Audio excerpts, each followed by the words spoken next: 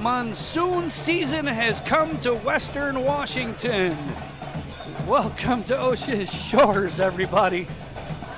It's a chilly, wet October evening in the Pacific Northwest, and that is the understatement of the century. Tonight, from Lieutenant Jim Davis Field at North Beach High School in Ocean Shores, Washington, the North Beach Hyaks are looking to put on a show which is going to look more like a boat race for Hyak Nation. North Beach Sports Network's Friday Night Football. It's the North Beach Hyaks against the Sound Christian Lions. I'm Jerry Knack along with Noah Knack and Madison Crooks, and we'll be calling the action for you this evening.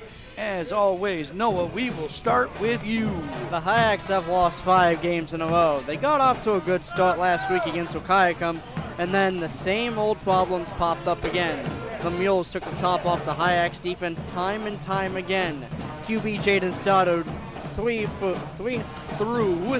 because I can't write. You cannot. 333 yards and 6 touchdowns, including a 90-yard bomb and a 54-12 victory over North Beach. The Hyaks tackled better last week, but they still gave up 212 yards on the ground. The good news? The Hyaks did not quit and kept playing despite the score. Freshman quarterback Parker Johnson recorded the longest play of the year for North Beach with a 90-yard touchdown run of his own. The future is bright for the Hyaks with Johnson at quarterback. Sound Christian Lions have made the trek to Ocean Shores for the first time since a 70-14 loss to the Hyaks in 2015. Noah, what else can you tell us about the Sound Christian Lions? The Sound Christian Lions are led by junior quarterback Connor Rousseau. He is also the leading rusher. Rousseau accounts for nearly 300 yards per game. He has found the end zone 17 times on the ground and 7 through the air. Rousseau does not throw it often, but when he does, he's pretty efficient. Senior Sam Hunt is the Lions' leading receiver with 27 catches for 485 yards and 5 touchdowns. Defensively, Sound Christian either will give up a lot of points or shut you out. There really is no in-between. They only have 3 sacks and 3 interceptions on the season, but their victories have all been blowouts. And shutouts. Indeed. Now let's bring in the third member of our crew, Madison Crooks. Normally Madison's down on the sideline, but tonight we're going to bring her up to the press box and leave her here. It is homecoming weekend and senior night. What can you tell us about the festivities? So, as you know, every Friday this season is Hyak Friday. On top of that, the annual homecoming parade was held just a couple hours ago along Point Brown Avenue here in Ocean Shores. This evening, senior football players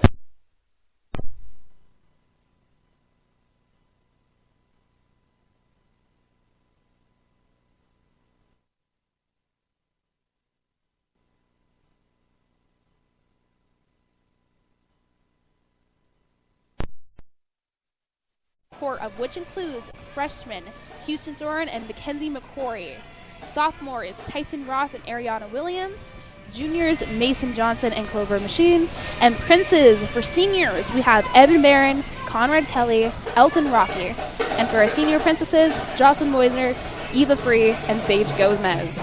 You'll have to stay tuned in to find out who'll be named the homecoming king and queen, and hopefully I'll be interviewing those two.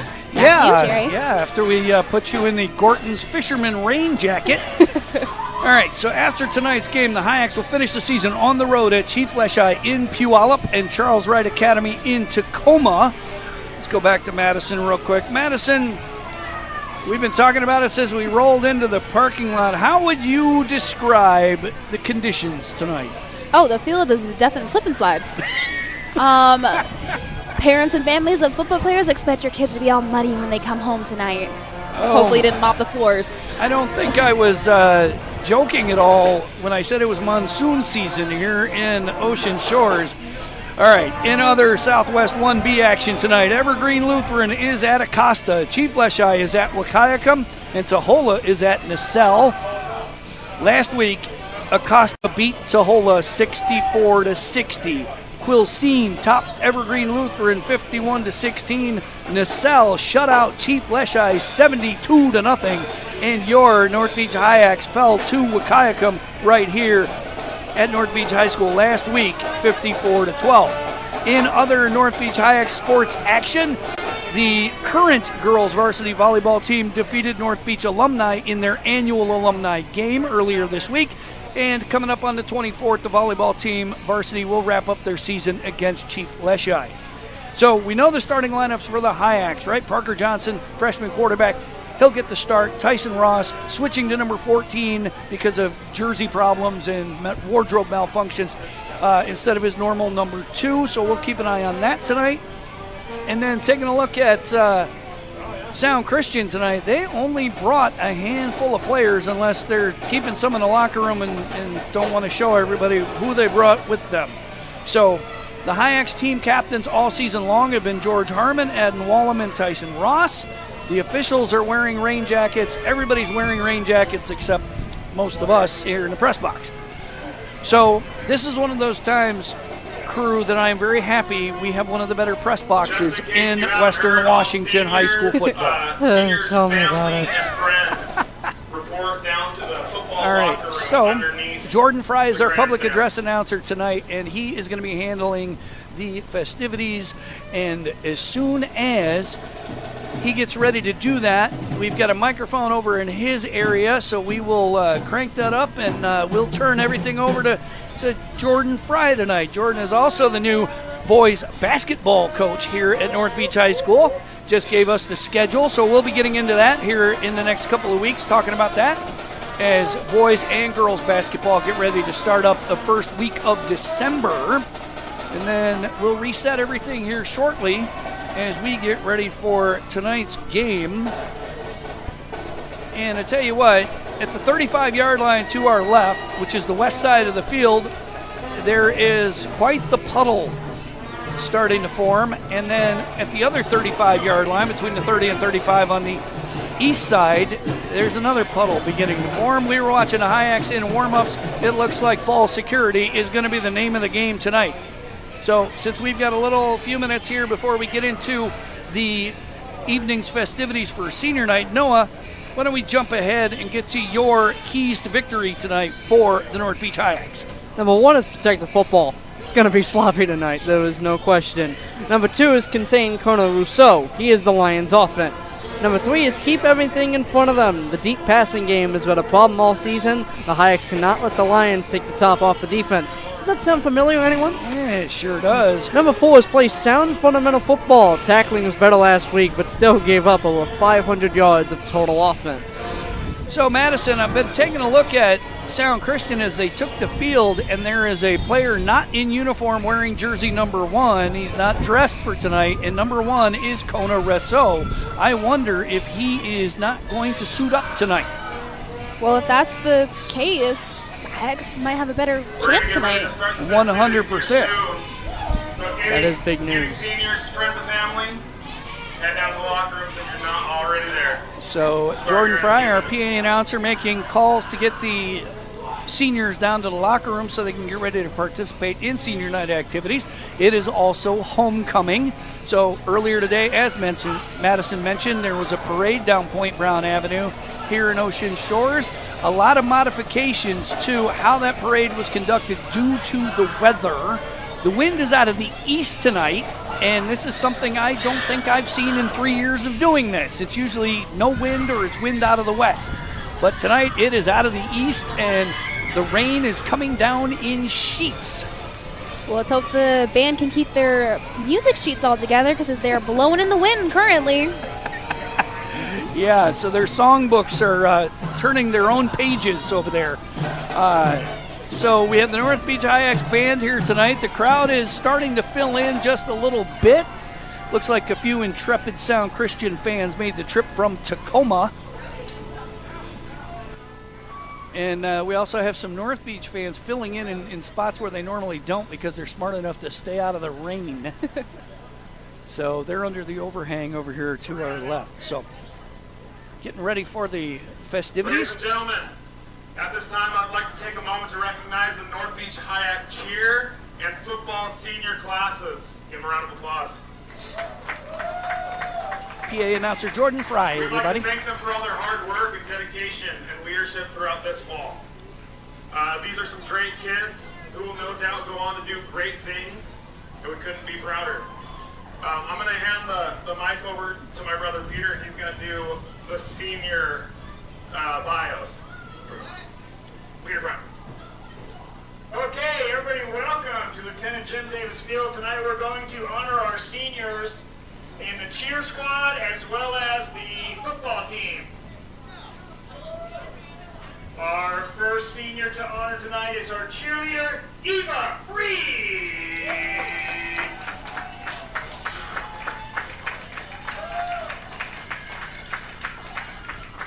Tonight, Eva is escorted by her mom and dad and her sister-in-law. Her favorite memory on the North Beach High School cheer team is singing with JC my junior year. She'd like to give special thanks to her parents, her sisters Natasha and Lydia, her coaches, and the cheerleaders too, for helping her with her homework and encouraging her to do her best. She'd like to thank the cheerleaders for making high school so much fun. Her future plans are to move in with her sister Olivia in Alaska.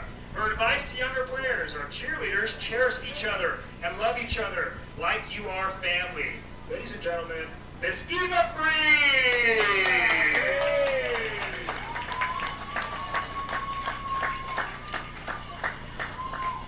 Congratulations, Eva. Okay, our next is football member, Corinne Tangy.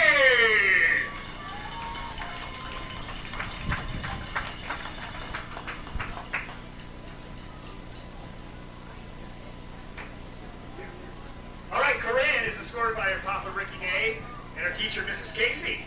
Her favorite memory on the North Beach High School team is winning the very first game of this season. That was great. She'd like to thank her papa for being her biggest supporter and never giving up on her. Her future plans are to become a diesel mechanic or a fish and wildlife officer. Her advice to younger players is this. John Wayne once said, life is tough, but it's tougher if you're stupid. So, do your best in school. As much as you think you don't need it, you do need these things in life that they teach you. Ladies and gentlemen, Corinne Tango! All right, our next senior is a member of the football team, Adam Woolham. Tonight, Adam is escorted by his mom and dad, Dennis and Amy Tomlinson, his grandpa and grandma, Dave and Lynn Linderman. His favorite memory on the North Beach High School football team is winning my first game as a senior and catching my first touchdown pass this year, too. He'd like to give special thanks to Mr. Mike Weidman for getting him to join wrestling his sophomore year, which has made him a better athlete, a better football player, and for pushing him to giving him his best, even when, and telling him the truth, even when things go bad. His future plans are go to community college for 2 years and become an electrician. His advice to younger players is to show up to practice every day. Give your all, every single day. Be coachable. Listen to your coach. Enjoy wrestling, too. It makes you mentally stronger. It makes you a better tackler as well in football. Ladies and gentlemen, Mr. Adwalla.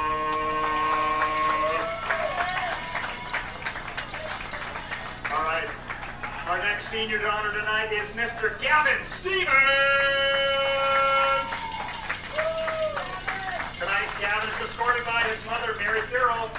His favorite memory on the North Beach High School team is hitting people during tackling drills or catching my first pass during a game. He'd like to give special thanks to Coach Washing for pushing him to be a better player. He has future plans to go to community college after high school. His advice to younger players is this. Listen to the coach, work hard, and always do your best. Ladies and gentlemen, Gavin Stevens.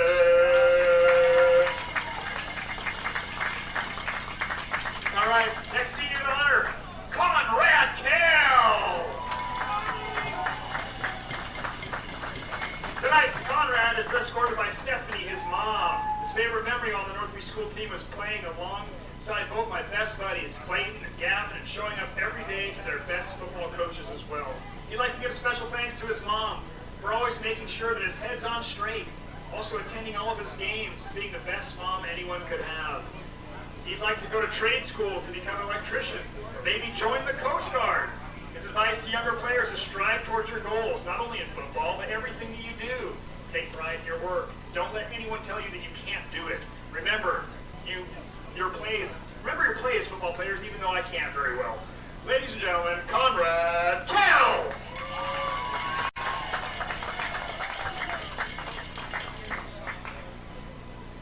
All right, our next senior is Dylan Polk.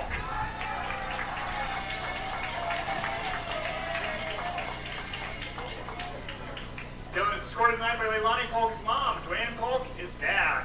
His favorite memory while on the North Beach High School football team was winning the Evergreen home game as the crowd was hyped and the vibes were very fun. He'd like to give special thanks to his friends and his family for always supporting him, even when his lowest moments in life, providing him happiness, love, good times, and for always being by his side. After high school, he'd like to take a gap year, major in mechanics and engineering. His advice to younger players is this: don't let your skills in a sport put you down. Just keep working hard, especially in practice, and your hard work will pay off. Ladies and gentlemen, do it, Cole! All right, our final senior of the night, Elton Rocket.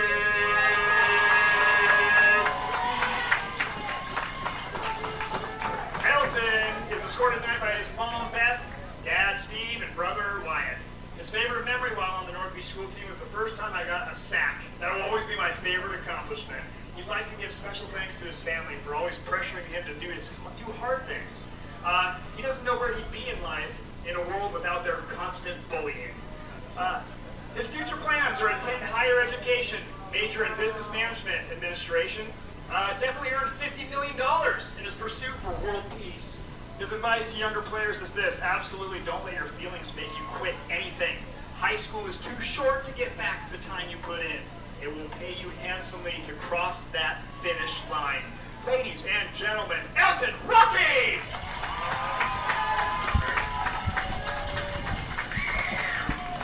Okay, ladies and gentlemen, there they are. Give a warm round of applause for your 2025 Hyak Cheer Football Senior Class! Yes! Go Hyaks! Let's have a great game!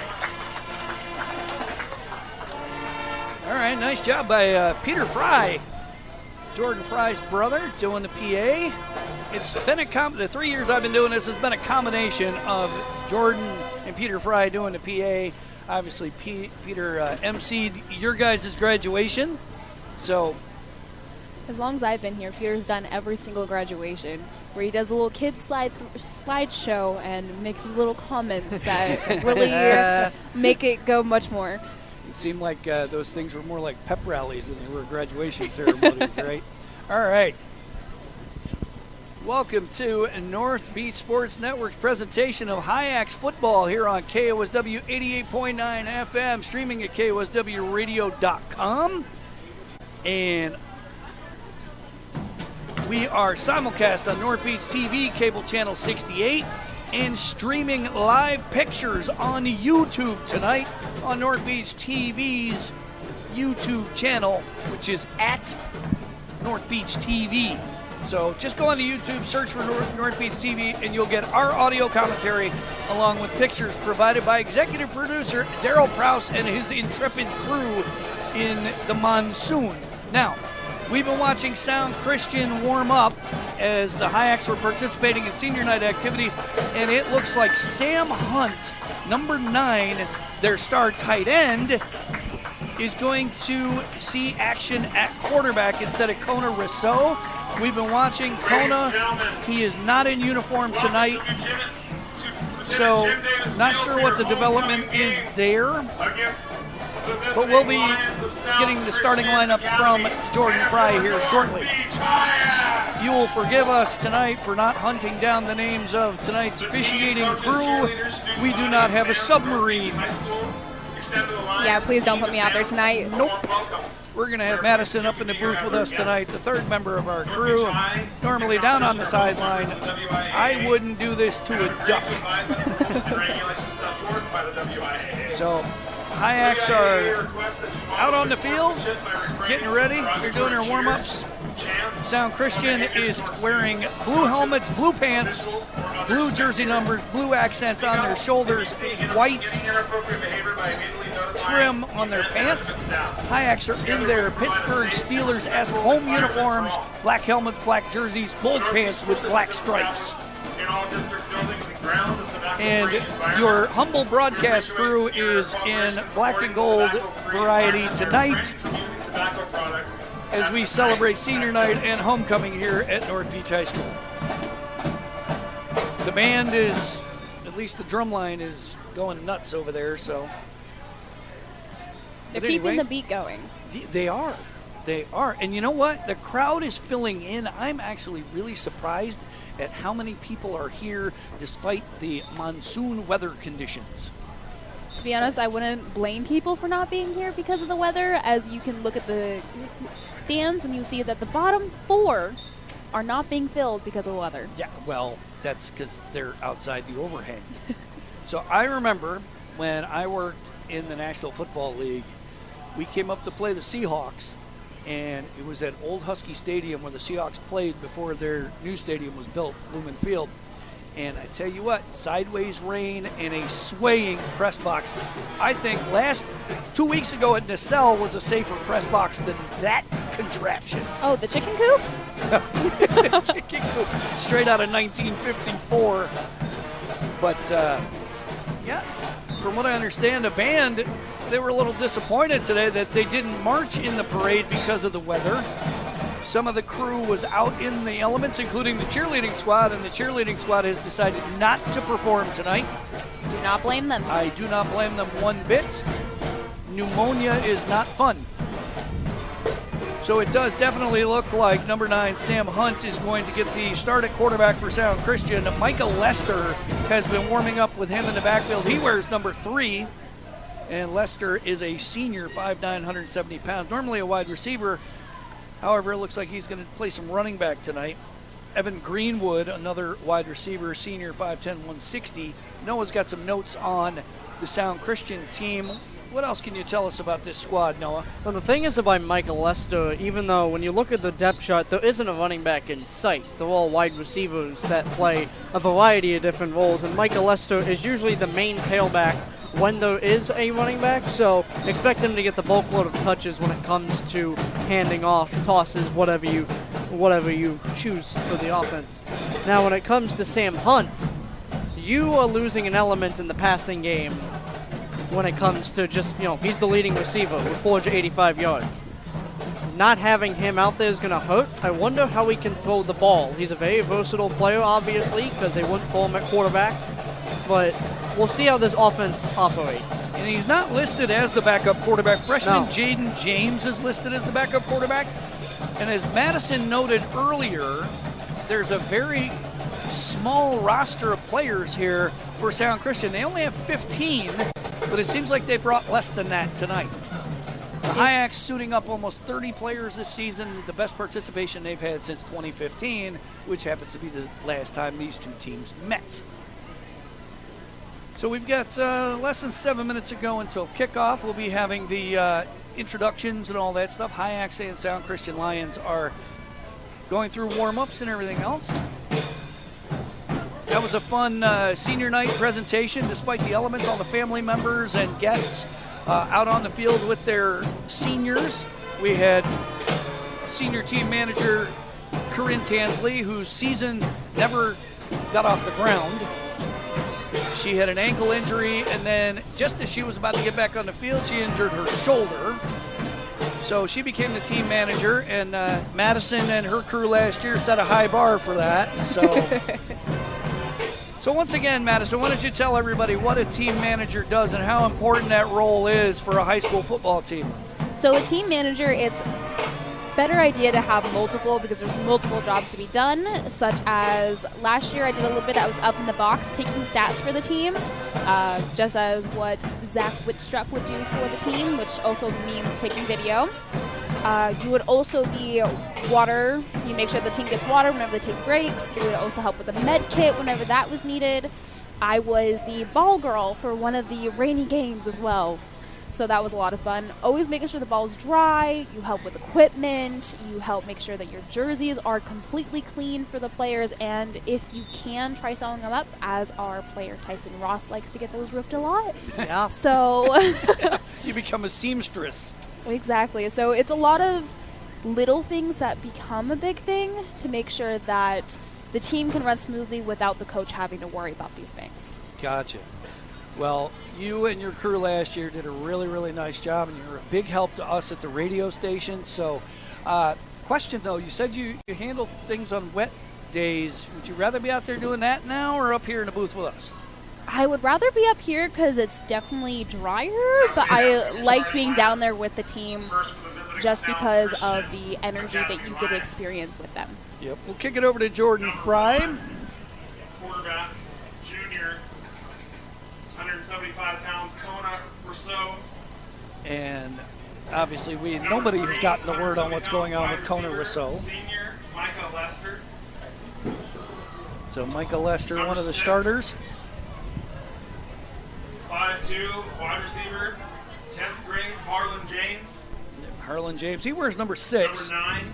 Sam Hunt, obviously, we talked about. 6 foot, And based tight on end. what we saw in pregame warm-ups, he'll get the start at quarterback. Number 15, Avon Greenwood. Avon Greenwood, he's a wide receiver and a 5'10", defensive back. wide receiver, Senior. Number 25, Logan Kelsey. 6'4", offensive lineman, and a junior. Number 54, Cooper Rainmuth, a 6-foot offensive lineman. Oh, and the wind is kicking up senior. again here. And finally, Malachi Gold. Number 77, Malachi Gold, offensive lineman, and a junior. Malachi Gold, 5'10", 230 And now, pounds, your was starting watching lineup him during for the your warm-ups. North Beach Hyaks.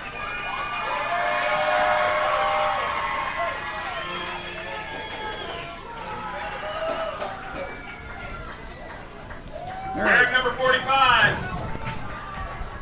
one of the backs, 5'11", 150 pounds, 12th grade, one of your seniors, the Rock, Elton Rocky. So the captains are also at midfield right now for the coin toss, so we'll see who gets the Another ball of your first seniors tonight. Wearing number 6, 5'11", 205, offensive lineman, defensive lineman, Adam Wallum.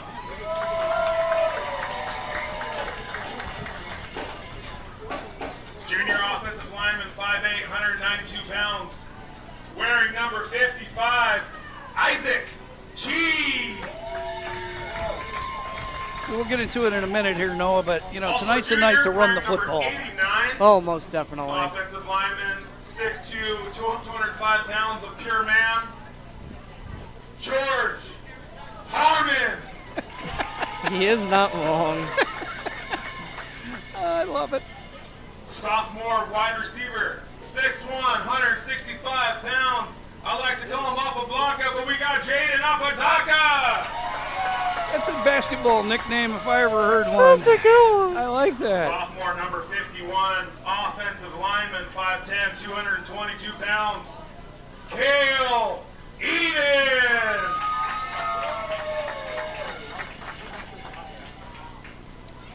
All And right. one of the quarterbacks, a back as well. We got 10th grade, 5'10", 185 pounds, Tyson Ross.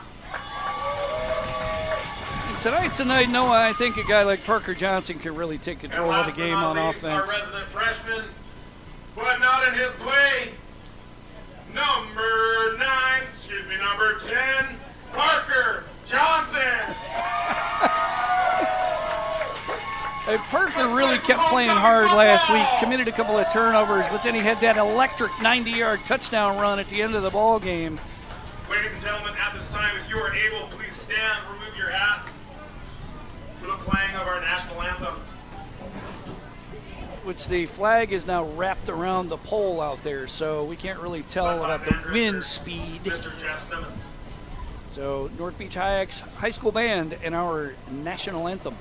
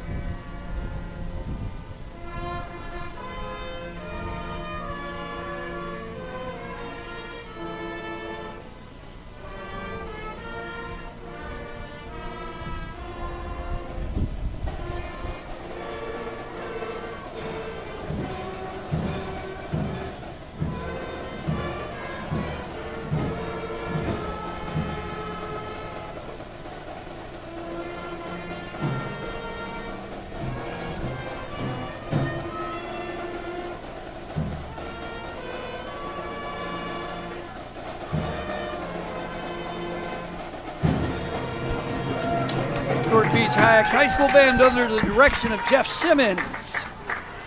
All right, we are just about ready to get underway once again. Set the stage for you. Noah already talked about the keys to victory, and I think number 1, number 2, number 3, number 4, number 42 is protect the football. So good evening.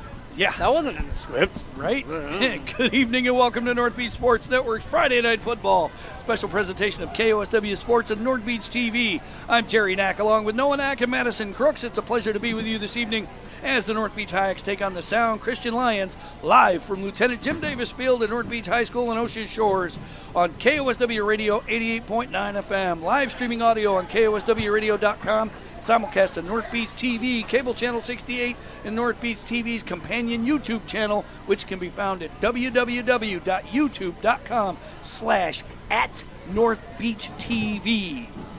All right. So, we are just about ready to get underway. Thanks to Jordan Fry for the scintillating public address announcements tonight. His brother Peter did okay, I guess, on senior night stuff. He was all right. You know. Mike Hawkins is our scorekeeper. We have no idea who the officials are. I'm sorry. Nah, it's okay. We're not sending you down there. Oh, no. Again, It looks like the Hyaks will be kicking off. Again, this is one of the better press boxes we've been in Western Washington. You know, it has one of the best views. We are out of the elements. It is cold. It is open air. The Hyaks are going to kick off to Sound Christian in a monsoon. And that's Micah Lester and Sam Hunt back deep. If I want to say 10 yards is deep. And it looks like Parker Johnson's going to do the duties tonight to kick off. And that looks like Lester drifting back just a little bit to his own 35-yard line. We are just about underway. Johnson puts his foot into it. It is an onside kick, and it's not going to go 10 yards. Onside kick does not go 10 The yards. wet grass killed it at the 46-yard line of the Hyaks, and that's where Sound Christian will take over with number 9, Sam Hunt at quarterback.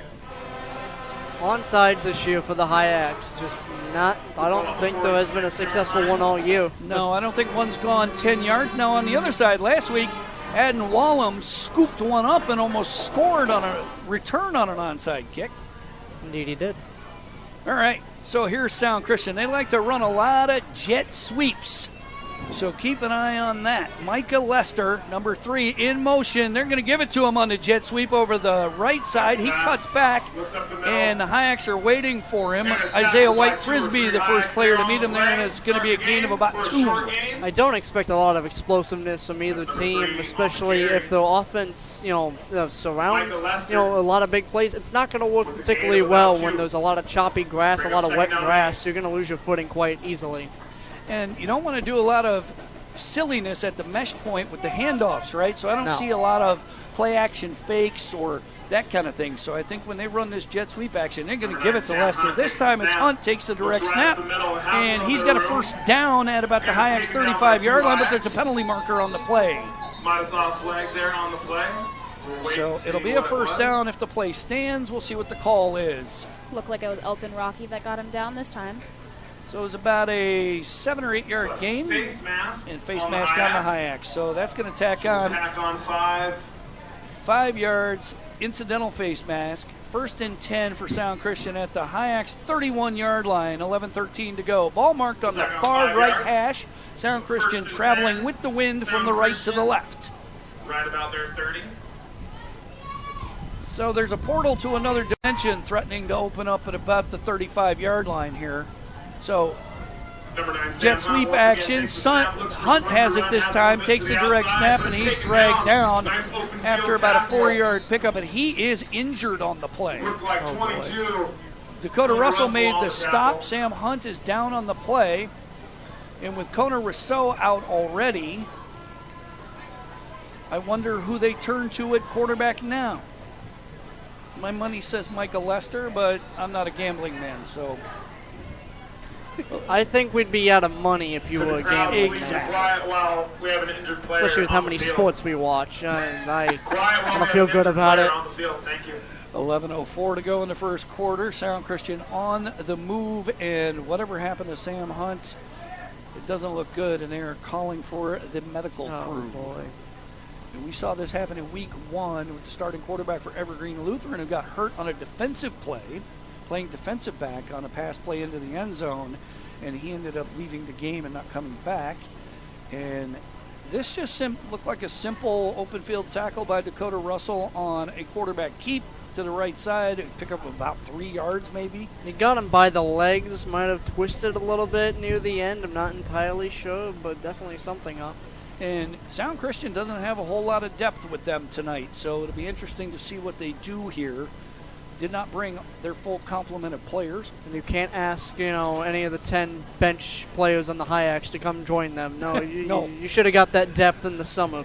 Yeah, so, because if you look at their roster crew, you've got 4 eighth graders on the team. And a couple of them are suited up tonight. So, very young team. The skill position players that do all the damage are upperclassmen. However, their depth is all very, very young. Meanwhile, the Hyaks, as we've talked about all season long, a very, very young team. You have a freshman quarterback. You have a freshman QB2/power running back. You have young players all over the place on the Hyaks roster. So hopefully in the next couple of years, the Hyaks will be able to improve and grow the program. Malik Jackson is an exciting young player, freshman running back, wing back. I feel like they just got to give Malik Jackson the ball in more creative ways than they have. I wouldn't say necessarily creative, because a jet sweep is kind of a tricky play at times, but they use it too often with him. When he's in the game, they're going to try to do a jet sweep with him. As I said the last couple weeks, he is a running back. You can use him in different ways. You can use him in the Tyson Ross or Parker Johnson role, maybe not necessarily throwing the ball, but you can use him, as a tailback in that direct snaps and stuff like that. He's a fast player, but, fast players don't have to be, on the edge the entire time. So the officials are walking off the field and heading toward probably some shelter, I would imagine, while they tend to Sam Hunt on the far side of the field. So taking a look at the Hyaks gang from an age standpoint, you've got Parker Johnson, freshman, Jason Martin, freshman, Malik Jackson, Bryson Parent, Aiden Delane, Jacob Eden, Isaiah White Frisbee, all freshmen. Sophomores, Tyson Ross, Cayman Bighead, Malik Patton, Jaden Apodaca, Dakota Russell, Cale Eden, Mason Farmer, William Lauderdale, Jordan Giraldo, Garrison James, Dorian Middlebrooks, Clayton Theroff. This is a very, very young team. There's only a couple of juniors, Isaac G. and George Harmon. So you're only going to graduate, as far as starters go, Adam Wallum and Elton Rocky. So Gavin Stevens, obviously we wish we could have seen more of. Madison, he's the only 2-time KOSW Player of the Week so far this season. Yeah, if he got a start from the bottom at his freshman year, even during middle school, we have no idea how he would be today. And every time he's on the field, he makes an impact, whether it's catching passes, affecting the kicking game, returning kicks. So Sam Hunt is up on his feet now on the far side of the field. Hyaks are back out there. Ball is marked at about the 26, 27-yard line of the Hyaks, and we'll see who comes out at quarterback for a Sound Christian. Hopefully it's nothing too serious for Sam Hunt. It might be Evan Greenwood taking the snaps as the way he's directing the huddle right now. We'll see, though. And Greenwood is a senior, 5'10", 160 pounds, listed, as you mentioned, Noah, at wide receiver. But they do run a lot of these jet sweep plays, so they don't really need a quote-unquote running back. Avila is out there as well, number 23. He's an 8th grader. For Sound Christian. So, yeah, number 15, Greenwood. And Avila is in the wingback position. And we'll see what they do here. Everybody moves, and it looks like Sound Christian moved first, and they're signaling false start on the visitors. So it looks like they got themselves with the hard count. With the lack of quarterback depth that they do have, I do expect them to, obviously with the weather, it kind of helps the situation that you don't need to throw the ball. You can do a lot of different things. You can run kind of a wildcat offense without being wildcat. Exactly. So man in motion, low snap, and the officials blow the play dead, and I'm not entirely sure what the call is. We've got offsides on the Hyaks now. So 5 yards giveth, 5 yards taketh away. Call, bring it right back. All right, so the wind is out of the east. The flag is blowing. Sound Christian has the wind at their back. I wouldn't be surprised if they did try to throw the football. Fumbled, long snap, and Greenwood has to fall on the ball all the way back at the 37-yard line. So that's going to bring up a 3rd down and long. If you are the Hyaks, knowing that they are down those top 2 playmakers, you got to be aggressive, especially early downs. You got to be aggressive. You got to make them uncomfortable. Even though it's a very electric team with a lot of good playmakers, not all of them play quarterback. And Madison, it's got to be a real challenge keeping the ball dry in this situation. Yeah, that was one of the big jobs that we had to have as the managers, is to keep it dry as much as possible. Switch balls, everything.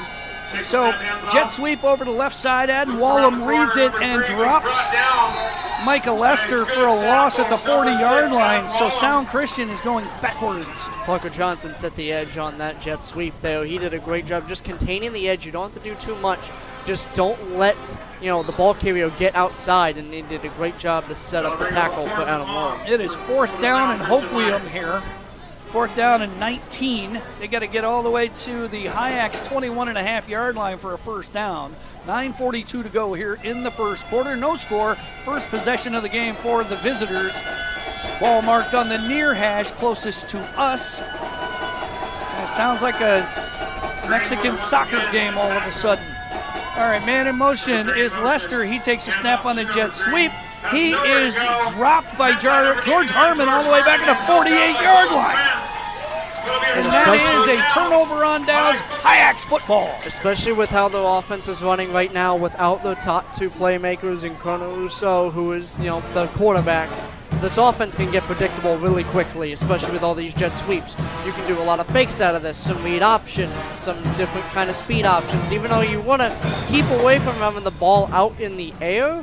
But little quick pitches here and there, you can definitely have some versatility in this offense. So far, it hasn't been. With Hunt at quarterback, they were doing some quarterback run and faking the jet sweep, so they at least had that element of surprise, but they've done nothing but run jet sweeps ever since. Sam Hunt left with an injury. Parker Johnson at quarterback. It's Malik Jackson in motion. Johnson takes the snap. Quarterback run over the right side. Looking for room. He's got room. He's got the corner. He's down the right sideline. It's going to be a touchdown for the Hyaks. 49 yards. Parker Johnson. Call it 51 yards. I was very scared you were about to jinx that touchdown because I saw Avila tracking him down, but there was a flag. Penalty marker is at about the 17-yard line of Sound Christian. We'll see what the call is. Great blocking at the point of attack, and Johnson was gone down the right sideline. It looks like the touchdown's going to get wiped out, but this should be a 1st down for the Hyaks if it's a holding. Nope, it's an illegal block in the back. It's usually a point of the foul. Right spot of the foul. But I think it's going to be a Hyaks 1st down. Let me see where this ends up. So I was just going to say, Johnson's last 2 runs had gone for about, 139 yards. That will be enough for a Hyak. All right, Hyaks 1st down, ball marked at the 29-yard line of the Sound Christian Lions. No score, 9:07 to go. First possession for the Hyaks. I do like using Malik Jackson there as a decoy on the jet sweep, though. You fake it to him, and that's one way you can, involve him in the offense. He doesn't have to get the ball every time, but he's a threat. So Jaden Apodaca split wide right. Split backs in the backfield. Johnson gives it to Malik Jackson up the middle, and they tried to take the ball away from him, but he's going to get about 8 yards on the play.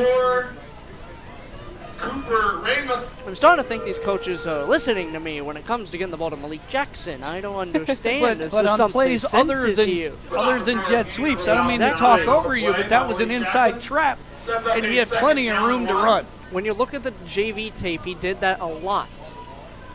So Tyson Ross in the backfield with Parker Johnson. 2 receivers, one to the right, one to the left. Elton Rocky in motion, and Tyson Ross takes the snap, and they don't call him down, and he's dragging tacklers down to about the 15-yard line. That's going to be a Hyaks first down. They must have ruled that his knee wasn't down when he scooped up the ball. Right, I could have sworn it went down, but it's kind of hard to tell from here. Great balance if he stayed up. You know, our visibility is about 3 feet in front of us, so yeah. The rain's coming down in sheets again. Gavin Stevens checks into the ball game. Ball marked at the 15-yard line of the Sound Christian Lions. Hyaks on the move. Touchdown wiped out by a block in the back penalty. Still, they are in the red zone. Parker Johnson, empty set, takes the direct snap. He skates inside, steps out of bounds at about the 5-yard line. They give him the touchdown, though. It sure looked to me like he stepped out of bounds at the 5, but the officials ruled touchdown, Hyaks. It looked like a tiptoe along the line. That's what that down was. That sideline.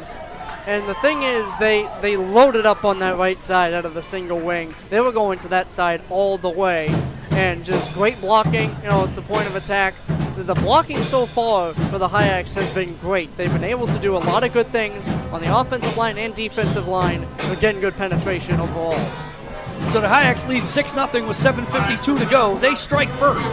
2-point conversion. Twins to the right.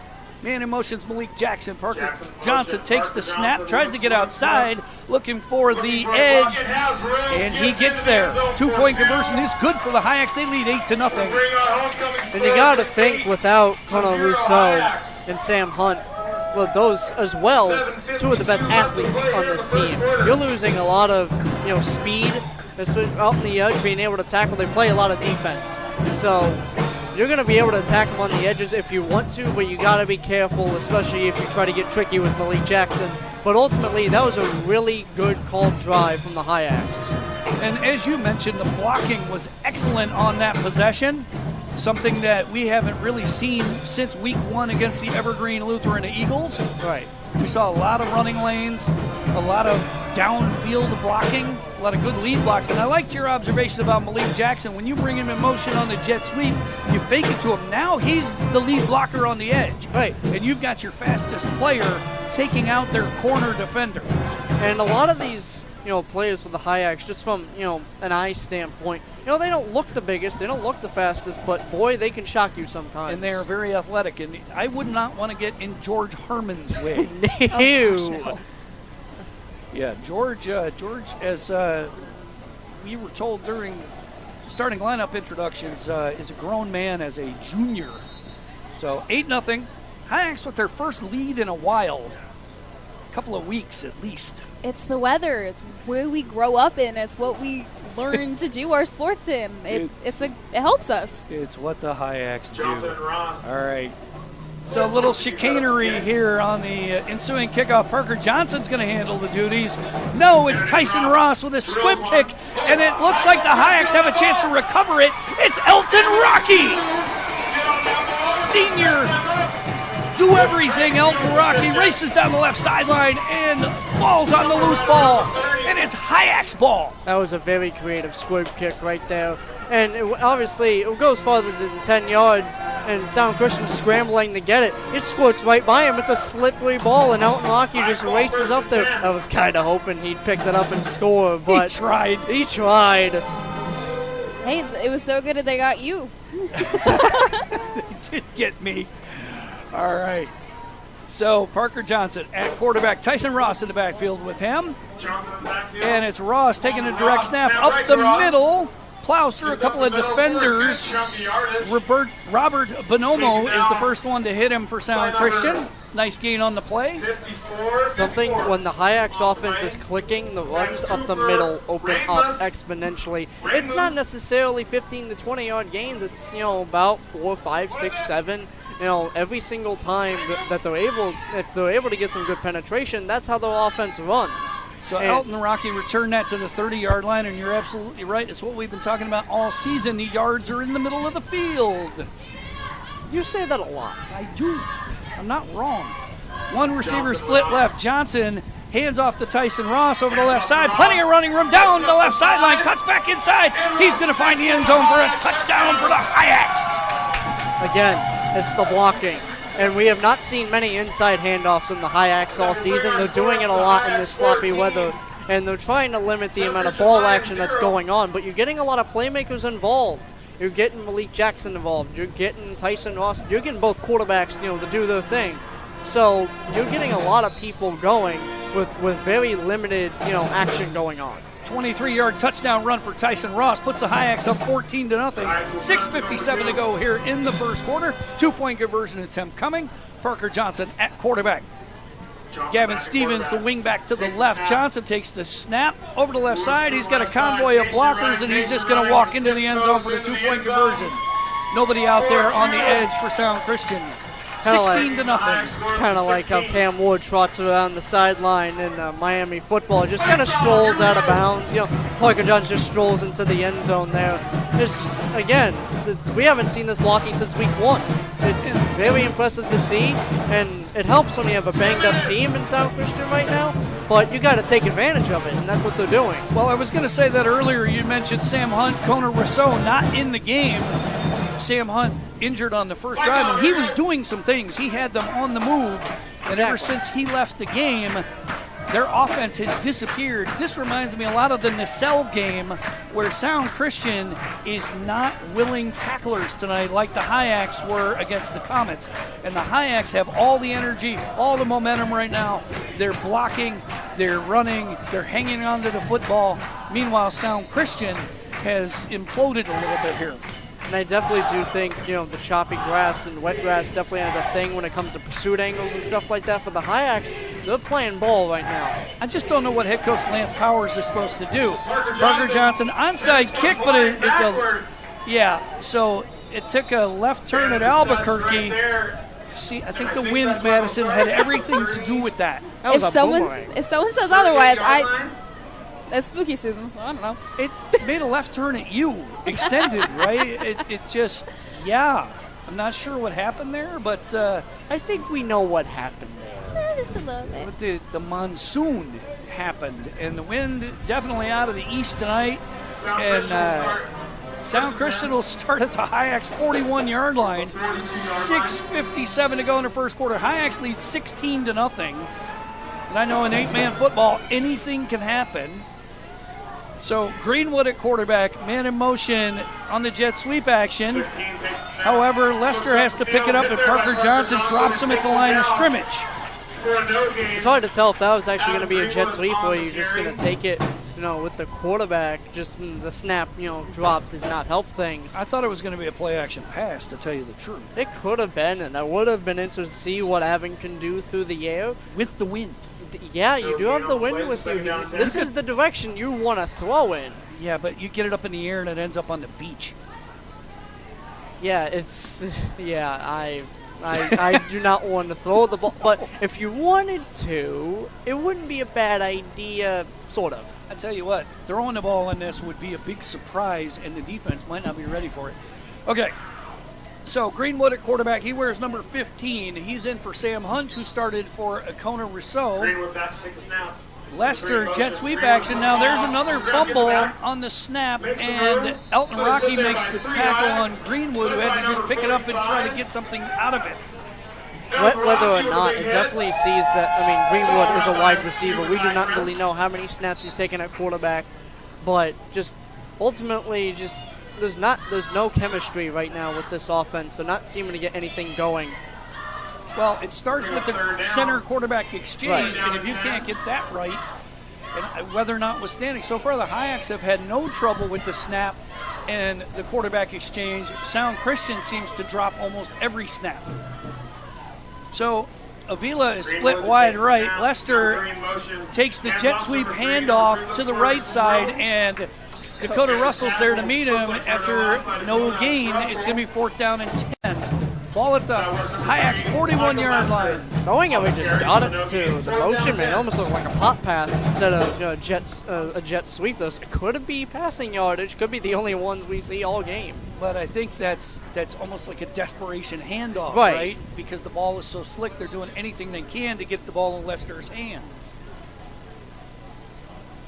So that's Avila split wide left. He's been having trouble getting lined up all evening. So Greenwood at quarterback. Lester, they fake the jet sweep. It's a shovel pass, and the ball is on the ground. Hyaks are after it. Not sure if that was a lateral or a pass, and it's going to be Hyaks' ball anyway. You had multiple motions on that play, and it was kind of set up decently there, just a little end around, but just the snap exchanges and just exchanges in general, they are not ready for this weather right now. No, Robert Bonomo had a hard time handling the ball. Whether he fumbled it, whether the Hyaks stopped him, it didn't matter. It's a turnover on downs. It's Hyaks' ball at their own 48-yard line. Madison, what were some of the things that you guys tried to do to keep the ball dry in conditions like this? Oh, last year they were in my hoodie.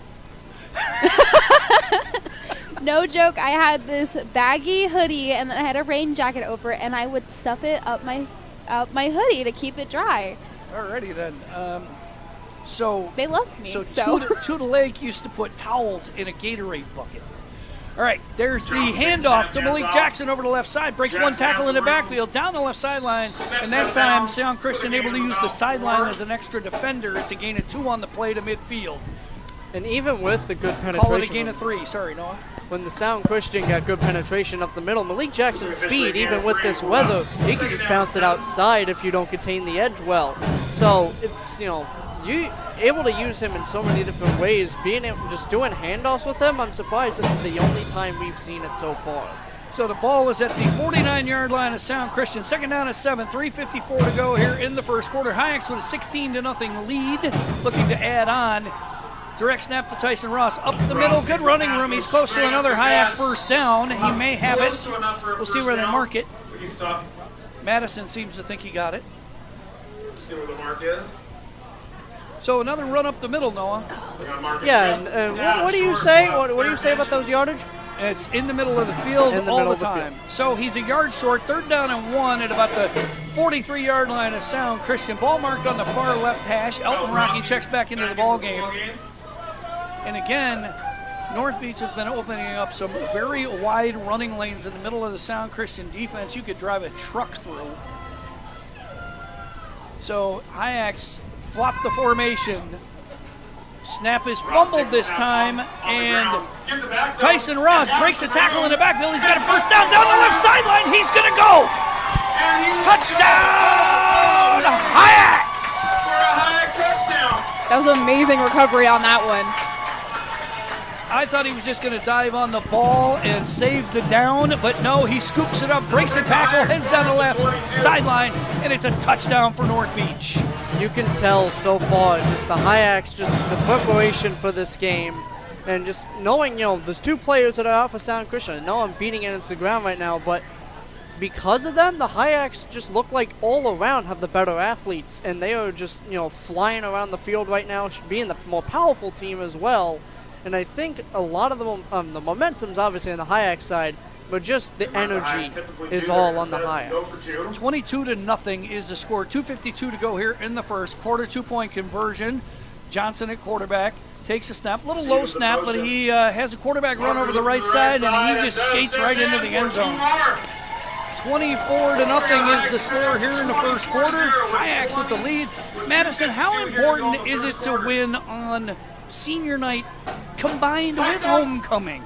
Oh my goodness, just how they must feel right now is thinking if we win this, we end the season on a good note for home. If this, as it was last year, if I believe correctly, it was senior night, homecoming, as well as the final game. That was the game that if we were to win any is the game we want to win, because our stands are filled with Hyaks. They want to have that win for the people in the stands. So, Hyaks to kickoff. 24-0 is the score. 2:52 to go here in the first quarter. Sound Christian lost their best player heading into this game, Kona Rousseau. He did not start at quarterback tonight. 17 touchdowns on the ground, 17 e-passes lost. Sam Hunt got to start at quarterback, and he was injured on the first drive of the game. And Sound Christian has not been the same since. He had the Lions on the move, and then got hurt on the far sideline. We haven't seen him since, and it's been all Hyaks tonight. And as we were talking about the two-point conversion last week, it's a multiplier. Tyson Ross with the pooch kick, and it dies at about the 35-yard line. Sound Christian dives on it to save the ball. At that point, you just want a possession. You just want to be able to get a chance on offense when it comes to these kickoffs, because you don't know what's going to happen with this league. Well, Hyaks basically stole a touchdown with the kickoff that was recovered by Elton Rocky. And then when you convert your two-point conversions, it's like if you do 3 of them in a row, it's like scoring another touchdown. Exactly. And that's where we are right now.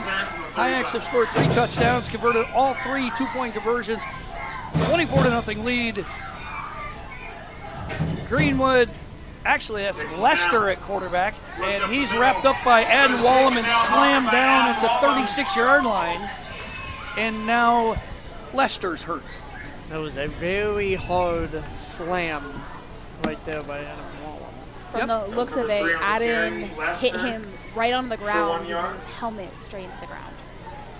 A little bit of a, not necessarily a suplex, but definitely a little bit of a body slam. Yep. Nothing illegal, nothing unnecessary, just a very, very hard tackle. So they've moved Lester to quarterback. He was playing wing back and carrying the ball a lot in the jet sweep. I think now they're going to try to just give him the ball on direct snaps and go quarterback run here. I mean, that's not a bad idea when he's your usual running back. So if you just be able to get him in different opportunities to just get outside potentially, you can have something. 2nd down and 9. Hyaks jump. Sound Christian jumps. We'll see what the call is, and it's going to be on Sound Christian. So it looks like a false start. Everybody does. And that's the call. Everybody moved but the center. We're moving back 5 yards. So it's going to be 2nd down and about 14. 2nd down and 14. 1:56 to go here in the first quarter. Hyaks lead 24-0. Just a reminder, if a team jumps out to a 40-point lead, we go to a running clock. And it sounds like a version of the Imperial March breaks out. Hyaks on the blitz, fumbled snap, and this play is blown dead in the backfield, so that's a tackle for loss. Bad Sound Christian going backwards, but I think Adam Wallum crowding the line of scrimmage, showing blitz, kind of messed him up a little bit there. We said this in week 1 mainly. He's very scary. He's scary. I wouldn't want to know. And the body transformation through wrestling for Adam Wallum has been amazing. Obviously, you wouldn't wear the visor on a rain game, but even without it, I would not want to. He's been a menace tonight. Yeah. All right, so Lester at quarterback, out of the shotgun. 2 receivers, 1 to the right, 1 to the left. Man in a motion, jet sweep to the right side. George Harmon in pursuit, and Wallum in the backfield. And that's the end of that play, and it's another big loss on the play. It's going to be 3rd down in Aberdeen. It's just an ace look out of the shotgun. Just 2 wide receivers and the tight end and the formation, and you saw there that Greenwood kind of hesitated as he got the handoff. He didn't take it immediately to the outside. Didn't necessarily look like he was going to the inside either. Just kind of hesitated, and so the Hyaks were able to react quicker, even though they reacted really quick to the play. Yeah, it's actually 4th down and 25. The ball marked all the way back near the Sound Christian 20-yard line. They got to get to their own 45 for a 1st down. I think this 1st down mark is all the way back in Tacoma, where they came from. Right. So timeout taken by Sound Christian. 30 seconds to go here in the first quarter. Hyaks with a 24-0 lead. As we said in the open, Noah, we didn't know what we were going to get from Sound Christian tonight. I still think if Hunt and Rousseau played, the Hyaks would be able to move the ball and score. However, without those players out there, Sound Christian's offense, the wheels have totally come off. And the thing is, if you're a coach, and we've seen this with, like, say this with, like, Tua Tagovailoa being out with Miami in the NFL, you need to find ways to work without your starting quarterback. Got to be able to, coach without it. And I know the Dolphins in real life are struggling with that, but you got to be able to, work around, not having your starting quarterback. which are awesome. So get in And there again, and we didn't know who their backup was going to be tonight because he's not suited up. Fourth down, bad snap. That snap is on the ground. Ball's on the ground. Lester picks it up. Hyaks surround him, and that's the end of that. The Hyaks are going to get the ball with excellent field position. I'm not sure what Sound Christian was trying to do on that play. It didn't look like any play I've ever seen. As the color commentator, my analysis of that is, yeah. The Booster Club table is inside, selling Hyak hoodies. Did you enjoy that analysis? I did. You should. Very insightful. I know. Right? I'm the best. All right, so 20 seconds to go here in the first quarter. Clock winds, 24-0 Hyaks. Ball marked on the far left hash. Isaac Cheese, the center. Parker Johnson with one receiver to the left, takes a snap, hands off to Malik Jackson. He's bottled up at about the line of scrimmage. No gain on the play. Two Sound Christian Lions. And that's going to do it for the first quarter. They're going to change ends. Our score at the end of the first quarter is your Hyaks 24, Sound Christian Lions 0. All right. Oh, sorry, go ahead. And the thing is, every single time Malik Jackson has been in the backfield, he's gotten the ball on a handoff. I think you can start to do something a little bit different now, especially with that, first down not going very far. You can do a little play action off that, even though throwing is very dangerous. You can hand it off to Tyson or someone else back there because there's a lot of split back formations when he's back there. So try to mix it up a little bit, but also nothing too crazy. Well, going into this game, we kind of knew Sound Christian was a little predictable on offense. They like to run a lot of jet sweeps, and it was a lot of quarterback run with Kona Rousseau. Well, you take all that away, the jet sweep was not an option tonight because of the weather, and now they're having trouble just getting the snap to the quarterback. And although in the weather, but I also do say that there's some chemistry that has not been had because these are guys that have not played quarterback before. At least this season. So we never really know what the snaps are going to look like and stuff like that. So it's just throughout the game, they're basically just trying to build a chemistry with each other, just trying to get it right throughout the game, and that's not really a recipe for success. And Madison, you probably saw it the last couple of years with the football team. It's hard to get the backups practice reps. Oh, yeah. It's trying to make sure that they can make sure that your main players, that they can have the play correct and trying to implement your backup players. They know the plays, but they don't know as well as the players that we have already. The main ones that know what they're supposed to be doing. All right. Second down and 8. Start of the second quarter. Parker Johnson hands it off up the middle to Elton Rocky. He carries Malachi Gold for a yard or two. It's going to be third down. And that's a fine play call. Not much yardage there, but it's a decent third down. And knowing how they're operating on offense, you can just go direct snap with Parker Johnson or Tyson Ross and just let it run, knowing how their interior blocking has been. Yep, it's going to be about a third down and 8, ball marked at the 12-yard line, so not much there on that last play. But you hear about it in all levels of football, as Madison was saying, that, you get your starters all the reps in so they know the plays backwards and forwards. It's really hard to integrate your backups to the same efficiency and proficiency. Here's Parker Johnson, takes the snap, inside handoff to Malik Jackson, but he tries to go outside and he's dragged down in the backfield by Logan Ray. I feel like on that kind of situation, although I just mentioned it like a direct snap, go with a play that you've gotten the most yardage on the most, and that, it's a lot of handoffs, and Tyson Ross going up the middle. They'll be able to get a lot of penetration up there. You just got to go with what works at that point. Don't overthink it. 4th and 13. Hyaks can get a first down without a touchdown. They need to get inside the 5-yard line. Clock running, 11:15 to go here in the second quarter. Hyaks lead 24-0. Do you risk a pass here? I think the simple answer is no. I'm not a head coach. I'm not going to complain to me, but no. Ball marked on the near hash. Johnson takes the snap, looking to throw. He's got a man open, and George Harmon unable to haul that in. It'll be a turnover on downs, and Sound Christian gets their first stop of the night. Now, hear me out on the passing, okay? It was not a bad pass by Parker Johnson by any means, but the slippery ball and you know, kind of the sight may be a little bit off, but ultimately it's George Harmon wide open. He had Tyson Ross down the left sideline wide open late as well, but he clearly decided to go to George on the play. Again, with 8-man football, different formations allow for different receivers to be eligible. Right. And George, normally an offensive lineman, he was eligible on that play based on the formation. All right, so Lester at quarterback, out of the shotgun.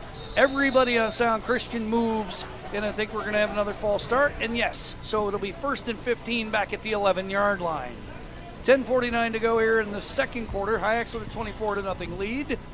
They got it started thanks to a Parker Johnson touchdown run. Tyson Ross has added one. The Hyaks have been playing excellent defense tonight as well, swarming to the ball. Wallum shows blitz. He's in the backfield, just misses Lester. Dakota Russell forces the fumble, and Elton Rocky's there to recover it at the 14-yard line. The pursuit from the Hyaks was not bad there. Just one, being able to get into a decent stance to make the tackle. So he had some missed tackles. But then just being able to punch the ball out, I'll say it, I've said it many times, I'll say it again, it's a slippery ball. You got to hold on to it. Turnovers is a killer in these kinds of games. And Lester, it looked like it was a good play. He was going to pick up some good yardage on that play, and Dakota Russell swoops in, punches the ball out. Elton Rocky swims in like Jaws and grabs the ball. I need you to not make that reference again. That was bad.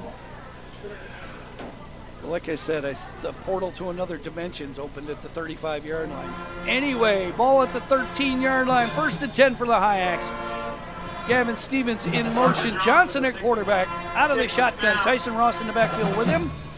Takes the snap. Quarterback run all the way up the middle. Has blocking. Looking for the end zone. He won't get there, but he's tackled out of bounds at the 6.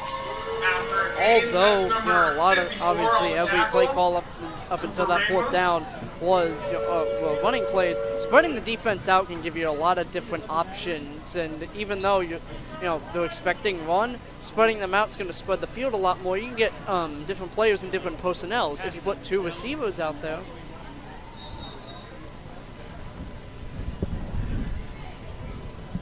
If you put 2 receivers out there, it's going to put in different people on defense.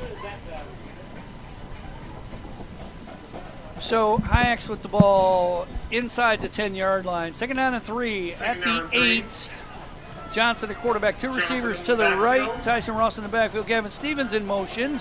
And I think he got the Lions to jump.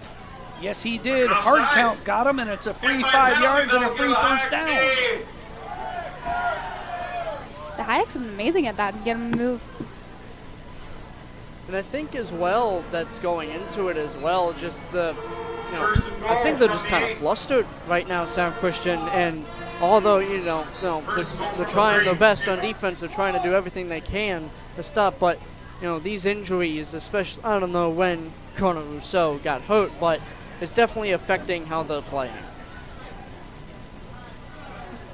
So Hyaks knocking on the door. 1st and goal at the 2-yard line. Johnson at quarterback takes the snap, bobbles it, has to dive on the ball at about the 4. So first real miscue on the snap, and it was a good snap. Johnson just tried to take off before he caught it. Encouraging sign on the far sideline. Sam Hunt is on his feet. He's standing over there with the coaching staff and his teammate, who's not playing tonight, Connor Rousseau. I don't know if we're going to see him again tonight. However, it's a good sign that he is standing up and hasn't been taken to the locker room. If he's able to become healthy enough to play, it obviously depends on the score and when, but it can definitely impact the ball game. 9:30 to go here in the second quarter. Hyaks up 24-0. Ball marked on a near hash. Gavin Stevens in motion to the right. Johnson, a little bit of a quarterback counter, tries to reverse his field, and he's going to get dragged down in the backfield once again by Logan Ray. And Logan Ray has become a menace here in the second quarter. A lot of these empty sets are starting to become a little bit predictable when it comes to knowing that they're going to try to run the ball. If you're going to do jet sweeps, they're going to contain the edge if it's Malik Jackson. Something that they do on jet sweeps very well is if you have the outside blocker, so it's, you're using the tackles a little bit more as to contain the edge. But the Hyaks, every single time they try to go outside, it's not worked particularly well with Malik Jackson in particular. So 8:40 to go here in the second quarter. Hyaks have a third down inside the 10-yard line. Malik Jackson in motion. Parker Johnson gives it to him on a jet sweep, looking for the edge on the left side, lowers the shoulder, gets inside the 5, but he's going to be short of the goal line. So it's going to be 4th and goal at the 2. Of course, it says it doesn't work, and then it works. Okay. You're just the opposite of Jerry. Jerry can call it. You just make it not happen. Right? Yeah. So, well, you run it up the middle enough times, they forget to cover the edge. Yeah. All right. So I'd really like to see the Hyaks go up the middle here rather than try to get out on the edge. But the right side seems to be where all the yardage is right now because their ball's marked on the near hash. Hyaks traveling right to left with the wind at their back, if you want to call it that. Johnson takes the snap, gives it to Tyson Ross up the middle, fighting for the goal line. Did he get there? No. It's going to be a turnover on downs. Ball spotted just outside the goal line. I do not mind the play call there going to Tyson Ross there on just a little handoff. But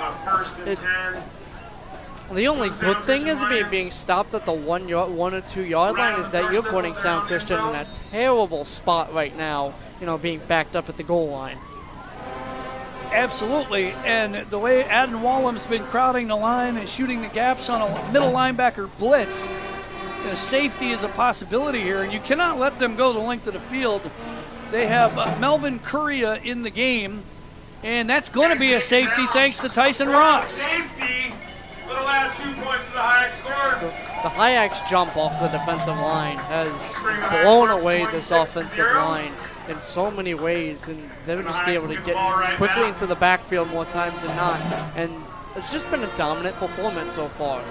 The way they have been getting into the backfield right off the snap, as you mentioned, it really disrupts the Sound Christian offense.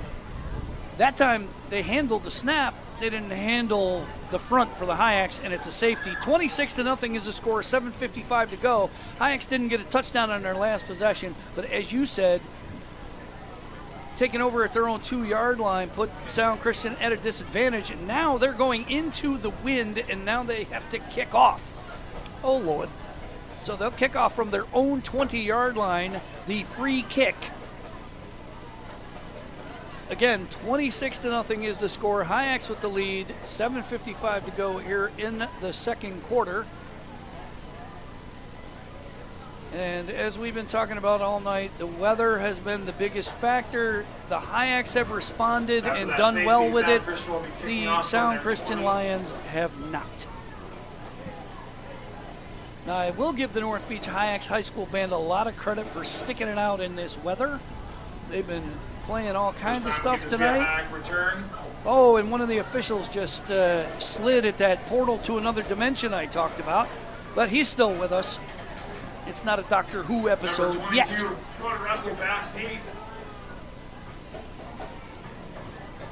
For those listeners who know Doctor Who, if you know, you know. So, Sound Christian about to kick off. And the ball fell off the tee, so I'm not sure. It should have been an offsides.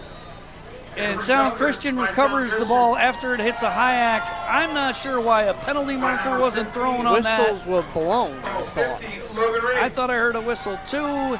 However, Hyak's defense is back on the field. Sound Christian with the ball at the 30-yard line. I'm not entirely sure just what happened on that play.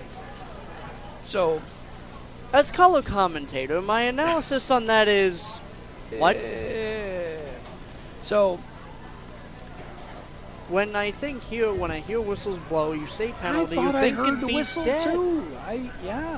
All right. So that should have been like a mulligan or something. Should have been a do-over. I don't know. Anyway, Sound Christian with the ball at their own 30-yard line, moving left to right. Hyaks show blitz. It's an inside pitch to Bonomo, and taken down. he gets a couple of yards over the left side before he's bumped out of bounds on the far sideline. 25. It was a creative little end around there. And it's just, just trying to mix up the offense at this point. Just try to show them different looks and nothing too crazy, but at the same time, you gotta get the timing right if you're Sound Christian at this point. They tried that earlier and it ended in disaster, so they got it right that time and picked up about 3 yards on the play. 2nd down and 7 at their own 38. Man in motion. Hyaks blitz. This time Lester is going to get hit in the backfield and dragged down by Adden Wallum. Big loss on the play. Wallum is taking advantage of these conditions, especially just being able to. A lot of these Hyaks are coming in faster than Sound Christian. They were able to get that first step off the line of scrimmage quicker than they have, and so just being able to wrap up at the point of attack and the tackling tonight, besides a couple exceptions, has been pretty darn good. Looks like about a 3rd and 14 at this point. Ball marked back at the 27-yard line of Sound Christian. They got to get out to their own 40 for a first down. And Wallum has been blitzing on almost every play here, and they have no answer for him. And here he comes again, and this is blown up in the backfield. But this time, Bonomo gets loose down the right sideline. Ross in pursuit pushes him out of bounds in Hyaks territory, back at the Hyaks 40-yard line. It's one of the only times so far when the Hyaks blow up something in the middle, get great penetration, but the edges not so much. And because of that, the quarterback was able to roll out, Lester was able to roll out to the left with all sorts of space in front of him. And luckily that wasn't a touchdown, but he got some speedy guys in the Hyaks defense to stop that. Once you get past the first level when you're crowding the line of scrimmage, there is a lot of green grass out there, and Bonomo found it. Or excuse me, that was Greenwood. Oh, it was Greenwood found it, and Greenwood takes the snap, gives it to Lester in the backfield, and Adam Wallum's all over him, drags him down at midfield, but this is going to get marked at about the 47 or 48. Wallum's shaking up a little bit on the play as Lester landed on him, but Wallum's back up. And again, Adden has been a menace tonight for the Hyaks on defense, in their favor, that is. I have a feeling when it comes Halloween time, it wouldn't. Adam Wallum, if he doesn't dress up as some sort of serial killer the way he's been playing, slasher. I don't know. I feel like Michael Myers is just standing there in number 6 right now. Haddonfield, North Beach, doesn't matter. I don't know why the down markers marked first down, so it is actually 2nd down and long. They got to get to the 30-yard line for a first down, and there's that inside handoff to Bonomo, but Parker Johnson's there to make the tackle this time, and it's going to be a loss of about 2 on the play back to the 49-yard line. And there's another injured Sound Christian player. And it looks like one of their interior linemen. They didn't catch the jersey number. Madison, you might have to suit up for Sound Christian tonight. Yeah, I don't want to go against our team, thank you. Well, running that 11 personnel shotgun, and that's all they have been doing. They've been just doing jet sweeps and reverses out of it. Calling a personal foul against the Hyaks, so that's going to, we'll see what they do here. They don't always give automatic first downs on such plays, so we will see what they call. Well, it's a number 51, and we don't have a name for that. No, we don't. Dude McDude. Unless it's Logan, who wears number 50 normally. Right, but Logan's been out there making plays, so there is a number 50. A different Logan. There's a Logan Kelly, and then a Logan, I do not know how to pronounce Ray. it. Yeah, so that could be Logan Kelly. But we don't have a 51, so... As you like to do, you make it up on the go. Right, so it's 3rd down and 5 after the 15-yard penalty. It is not an automatic first down, which is unique to high school football. 26-0, Hyaks lead, 5:22 to go here in the second quarter. Homecoming festivities coming up at halftime. Then the Hyaks will get the ball to start the third quarter. Sound Christian players dropping like flies tonight. That's putting it lightly. Melvin Curria is in the game, 8th grade player, 5'9", 135 pounds. He wears number 34. Avila split wide right. They have not even thought about throwing the ball tonight. Another blitz on the play. There's Bonomo on the inside give this time. He's going to have the first down and more, dragging tacklers all the way down to about the 26-yard line of the Hyaks. Noah, they're going to have to figure out how to stop that play because it's worked on this drive. And when we look at Bonomo here, you know, the size 5'5", 140. He's not the biggest, but definitely kind of a bowling ball, especially with how he's built. So we can bounce off tacklers pretty seamlessly. And he is also the leading sack leader as well with 3. So they've been running that play to him to the left side. It's not a true jet sweep. It's an inside handoff. And early in the game, it was horrible. And here it is again. And this time, George Harmon slings him down for a loss on the play. It's either they do the jet sweep out of it, or they either do an end around out of it. And they can do one of the two. And that's their only play calls right now. And they haven't, you know, let either Greenwood or Lester throw the ball yet back there. So this might just be the offense, you know, and those plays are working right now. If they can find success, good on them. But the Hyaks need to get some stops. 2nd down and 15, ball marked outside the 30-yard line of the Hyaks. Sound Christian on the move. This is their best drive of the night since the opening drive when starting quarterback Sam Hunt got hurt out of the shotgun. Blitz coming from the Hyaks. Wallem there. Isaiah White Frisbee there. It was the ball out. The ball's out. And do the Hyaks have it? Yes, they do. It was retrieved by Elton Rocky. That's his second fumble recovery of the night. He also had the onside kick recovery, or the pooch kick recovery. And return ball is going to be marked at the Hyaks 40-yard line, where it's going to be 1st down and 10 with 3:15 to go as they look to increase this 26-0 lead. You love seeing a senior make plays on a night like this. You know, he's making a big impact. And, you know, he was, you know, runner-up for player of the week last week, but we love ourselves some Gavin Stevens around here. Yes, and we're digging some Elton Rocky tonight. So Parker Johnson out of the shotgun. Direct snap to Tyson Ross up the middle, plowing ahead, and he gets about 9 on the play. Finally brought down by Cooper Reinmuth. Kind of did it there, but still went inside the butt. A lot of the times in the last few weeks, the Hyaks' bread and butter is, you know, the single wing. Tyson Ross runs where Parker Johnson is next to him, whether it's the right or left side. But they haven't done it that much tonight. And you know, so far, I mean, you put up 26 points. So the Hyaks scoring has stalled a little bit here. However, 26-0 lead. Low snap. Hyaks have to try to dive on it. And the Hyaks will turn the ball right back over to Johnson can't recover it. Logan Ray comes up with the fumble recovery at the Hyaks 45-yard line. Take over 1st and 10. And because Tyson Ross went right past on the motion, he didn't even know what was happening. If he was aware of what was happening, he'd probably be able to pick up the ball that was right behind him.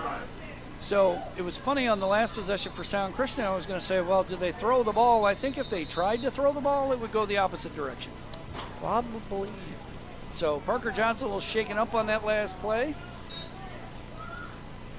Here comes Sound Christian's offense. Greenwood at quarterback out of the shotgun. He's got Micah Lester back there with him as a wingback. Jet sweep to Lester over the left side. Adam Wallem, first one to get there along with Gavin Stevens. It's going to be no gain on the play. 2nd down and 10. Clock running, 2:13 to go here in the second quarter. And the thing is, with this kind of offense that Sound Christian is running, there really isn't, you know, the 2-minute drill out of this. And even though we don't really see many 2-minute drills when it comes to 8-man 1B, but not having, you know, the willing or the ability to pass the ball right now is going to hurt. Like I said, I think if you threw into this wind, it's going to go backwards. It would end up at the beach. So 2nd down and 10, ball marked at the 45-yard line of the North Beach Hyaks. Sound Christian with the ball after the fumble recovery. 2nd down, shotgun. Hyaks crowding the line of scrimmage.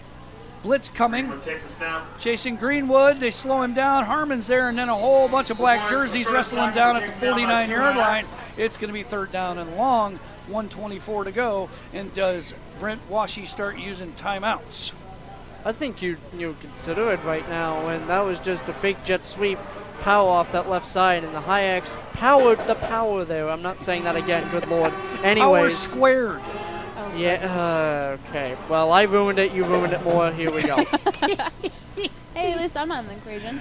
Yeah. So, ball marked at the Hyaks 49-yard line, 3rd down and long for Sound Christian. They've been moving the ball better their last couple of possessions. 15. Picked up a couple of first downs. They have not threatened the red zone yet.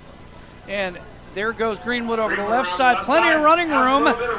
Gavin Stevens in pursuit, escorts him out of bounds, but that's going to be a first down for Sound Christian. Not for a first down. I could have sworn pre-snap that Azila moved about a week before the ball was snapped there, but it was not called. Avila's had trouble figuring out where the line of scrimmage is all night. Yeah. That's 1st and 10.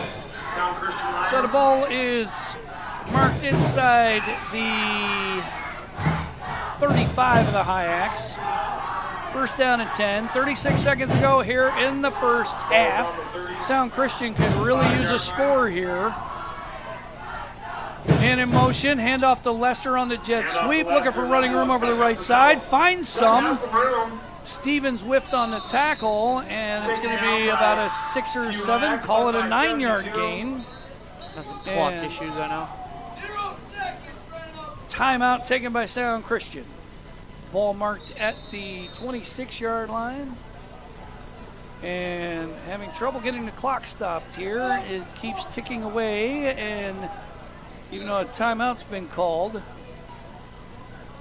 So we're going to have to put some time back on the clock here, I would imagine. So here comes the referee approaching the Hyaks bench. Our clock operator, Mike Hawkins, will have to put some time back on the clock.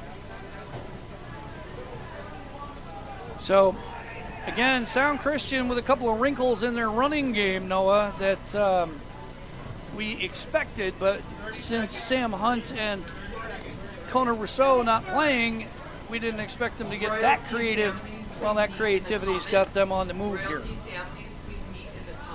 When it comes to the run game right now, you've been doing a lot of different verses, been a lot of different things, but now, especially in this drive, you go to the straight jet sweeps, you're kind of catching the Hyaks off guard because it's more of a straightforward play in comparison to what they've been doing, recently, and they're starting to get the timing down on these plays.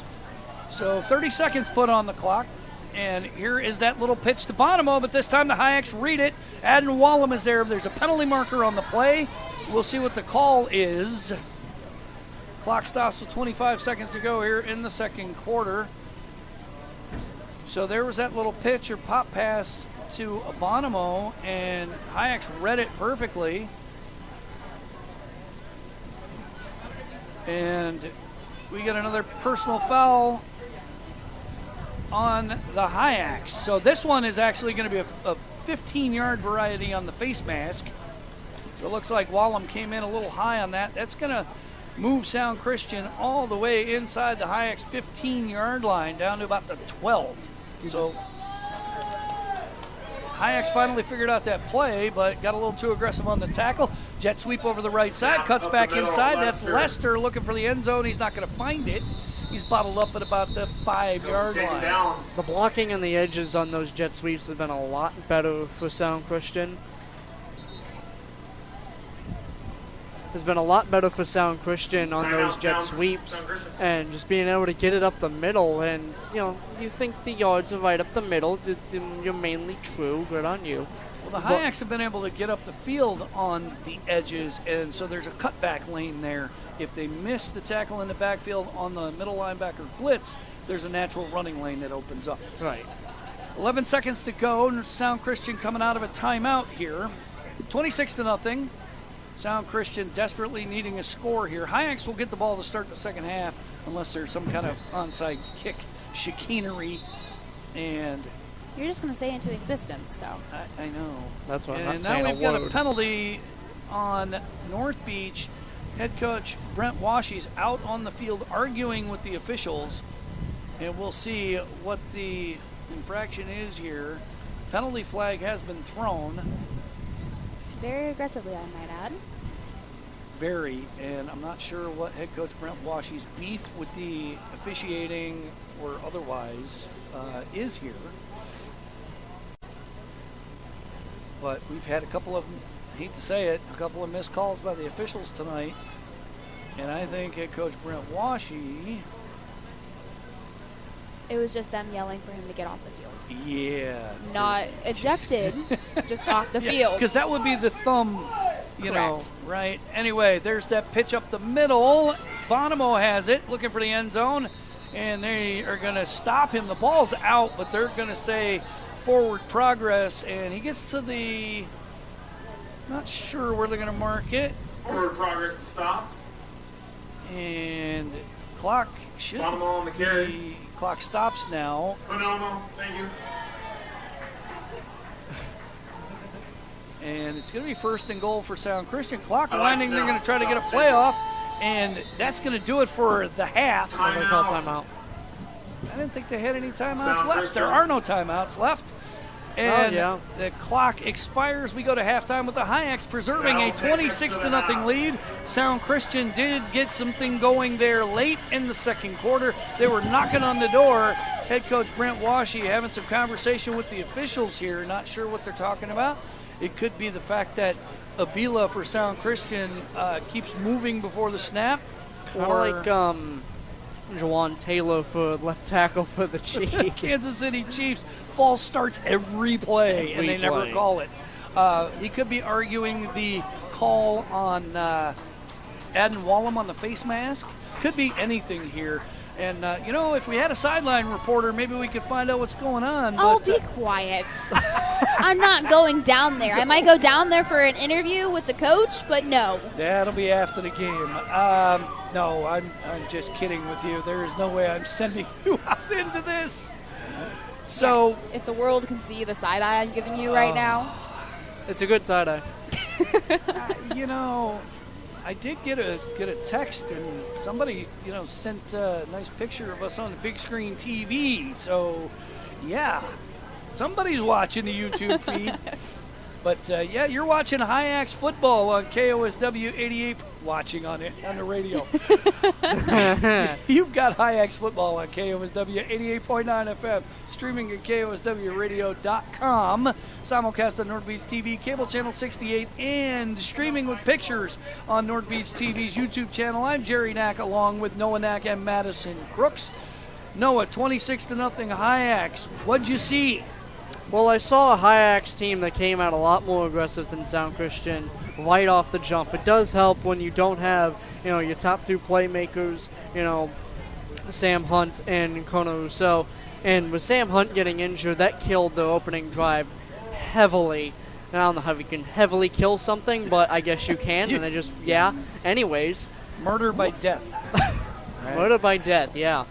Just being able to take advantage of the line of scrimmage right off the jump. Your offense did a lot of good things early on, especially in that run game, which should be a bread and butter, getting Malik Jackson the ball early and often. And you're doing a lot of good things. Your tackling is there, and, you know, there's been some personal fouls and stuff like that with the Hyaks tackling game, which has not been ideal, but I'd rather them be aggressive than just passive on defense, just going after the angles and stuff like that. And in this weather, you've had one drop snap, and we've had a couple fumbles, but ultimately you're not making, you know, the biggest mistakes in the world, and you've only had one turnover. And Sound Christian got something going there at the end of the half. As you said, some 15-yard penalties, and kept that drive going. And the Hyaks are daring them to pass the football. Yeah, and the problem is you're daring a team to pass when you don't have a quarterback. So you're playing a defense where you're crowding the line of scrimmage, you're doing all these things, but the problem is you can bounce it outside on a lot of those unless you get immediate edge penetration. So you're relying on relying on that. So it's just the defense is kind of a one-trick pony right now. It's worked for the most part, but when a lot of these jet sweeps get to the outside, it can hurt them. All right, so we are going to throw it back to the studio for a little bit. We're going to take a short break, and then when we come back, We'll have the homecoming festivities. There is going to be a parade tonight, not the usual classic. Yes, TV will stay with you, but we're going to throw it back to Trey Smith, our engineer in the studio. The procession for homecoming has started. No classic cars tonight, but a couple of pickup trucks and an SUV. So we'll throw it back to Trey Smith for a short break, and when we come back, we'll have homecoming festivities for you from Lieutenant Jim Davis Field, North Beach High School here in Ocean Shores, Washington. Trey?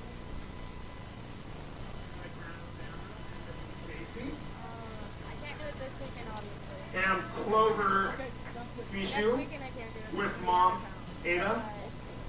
Technically, I don't go to school on Friday. So we could schedule me on Friday. I just got done with that.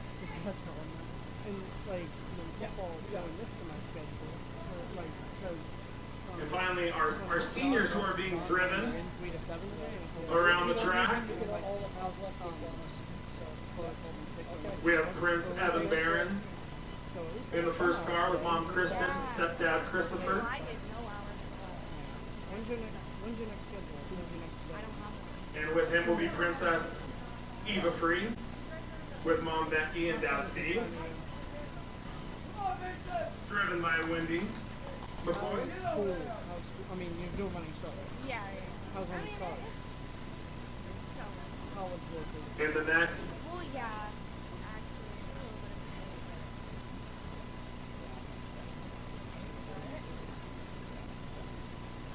Ray's telling me with all the schoolwork that she's doing.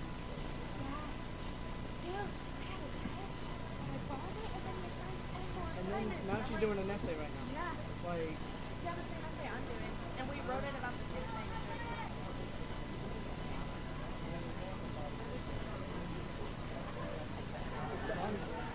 Yeah. I get to do that in the spring.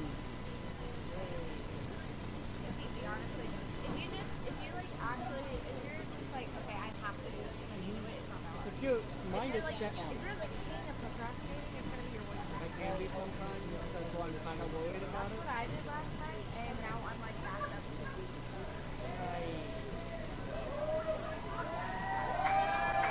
Evan Barron, Eva Free. Could the Hyaks students that are on the corner there get up into the stands and clear some room, please? On the corner, get into the stands and clear some room, please. Anna Eastman. Anna Eastman, could you guys all get off the rail so we can get some more people on the front? Thank you. Into the stands. Thank you. Okay, students, move quicker than that. Into the stands.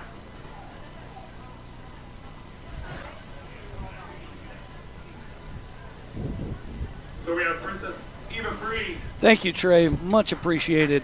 Prince Evan Barron. Welcome back to Hyaks Football on KOSW 88.9 FM, streaming at KOSWRadio.com, a simulcast on North Beach TV, cable channel 68, and broadcast with pictures tonight on Conrad.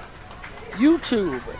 So Daryl Prowse, our executive producer tonight for television.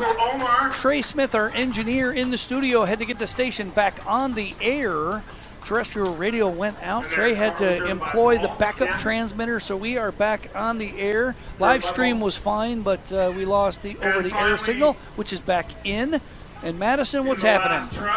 So right now we have the Driven by Cam, we got Hyaks, our Prince, homecoming Elton, court, Rocky. slowly filling up. We have our freshmen, sophomores, and juniors already Beth, announced and and currently Steve. listing off our senior court. And here in a few minutes we will know who is our 2024 homecoming king and queen. Well, we know who it is, but we're not saying. Yes, we're not we saying. know, No but- spoilers. Not tonight. No spoilers tonight. But yeah, so the wind is blowing from the east. The rain's coming down in sheets. The Hyaks have taken advantage of some Princess injuries. Jocelyn Mosner, accompanied by her dad Grayson.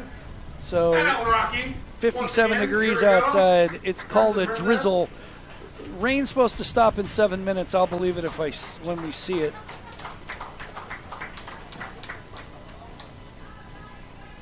So thanks to everybody who's tuned in tonight, both for pictures All the way and down to audio. Cole's Cue. And we've got the homecoming festivities taking place here at Drum Lieutenant roll, Jim please. Davis Field. And the king and queen are... And the king and queen, Jocelyn and Conrad!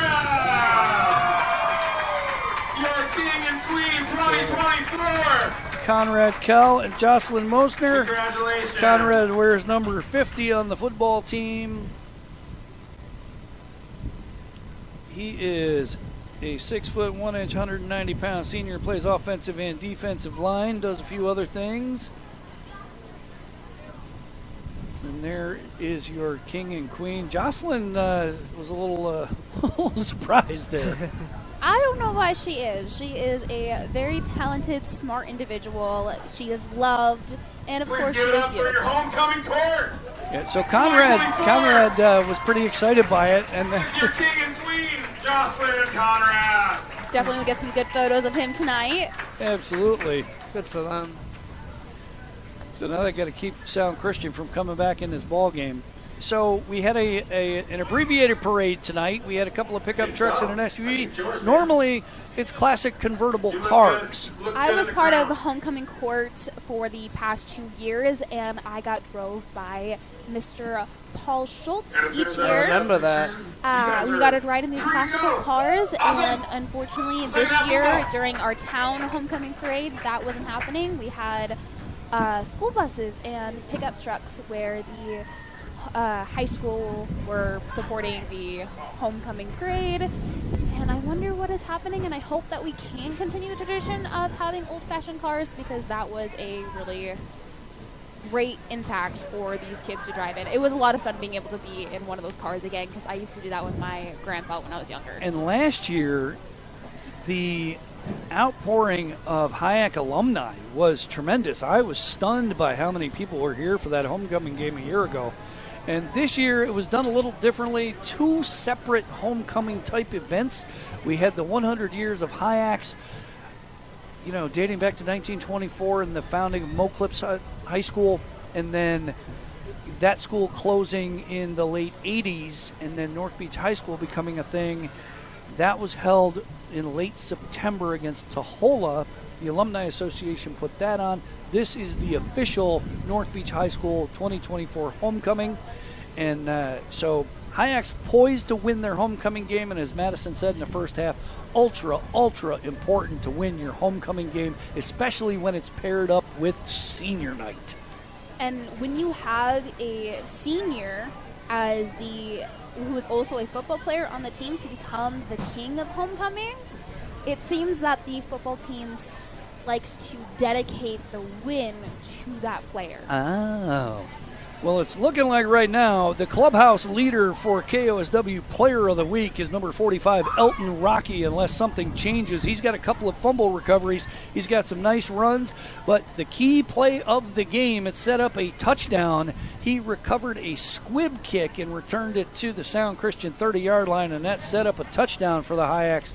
Hyaks lead here at halftime 26-0.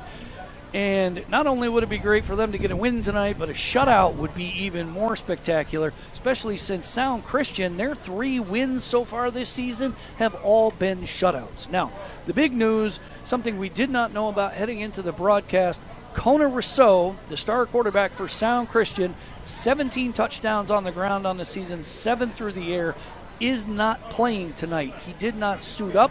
Sam Hunt got the start at quarterback, and he was injured on Sound Christian's very first possession. He has not returned, and ever since then, Sound Christian's offense has fallen apart, and the Hyaks have been playing extremely aggressive defense. They've turned the ball over, Sound Christian, setting up the Hyaks with good field position, and they also got a safety when they weren't able to punch it in, but the turnover on downs took place at the Sound Christian 2-yard line, and North Beach was able to record a safety. So that's how we get to 26-0. Parker Johnson had a long run. It would have been a touchdown, but it got called back due to a penalty. Tyson Ross has found the end zone.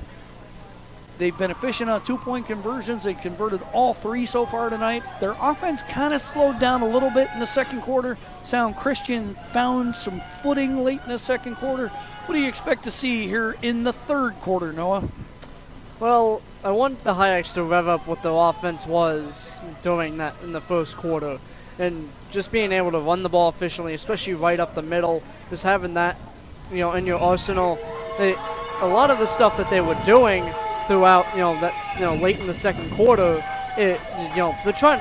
Sound Christian's catching on to what they've been doing, and so obviously you don't want to throw the ball in this kind of weather, even though it's more of a drizzle instead of whatever the heck we had. I probably could throw it about 100 yards with the wind at my back at this point.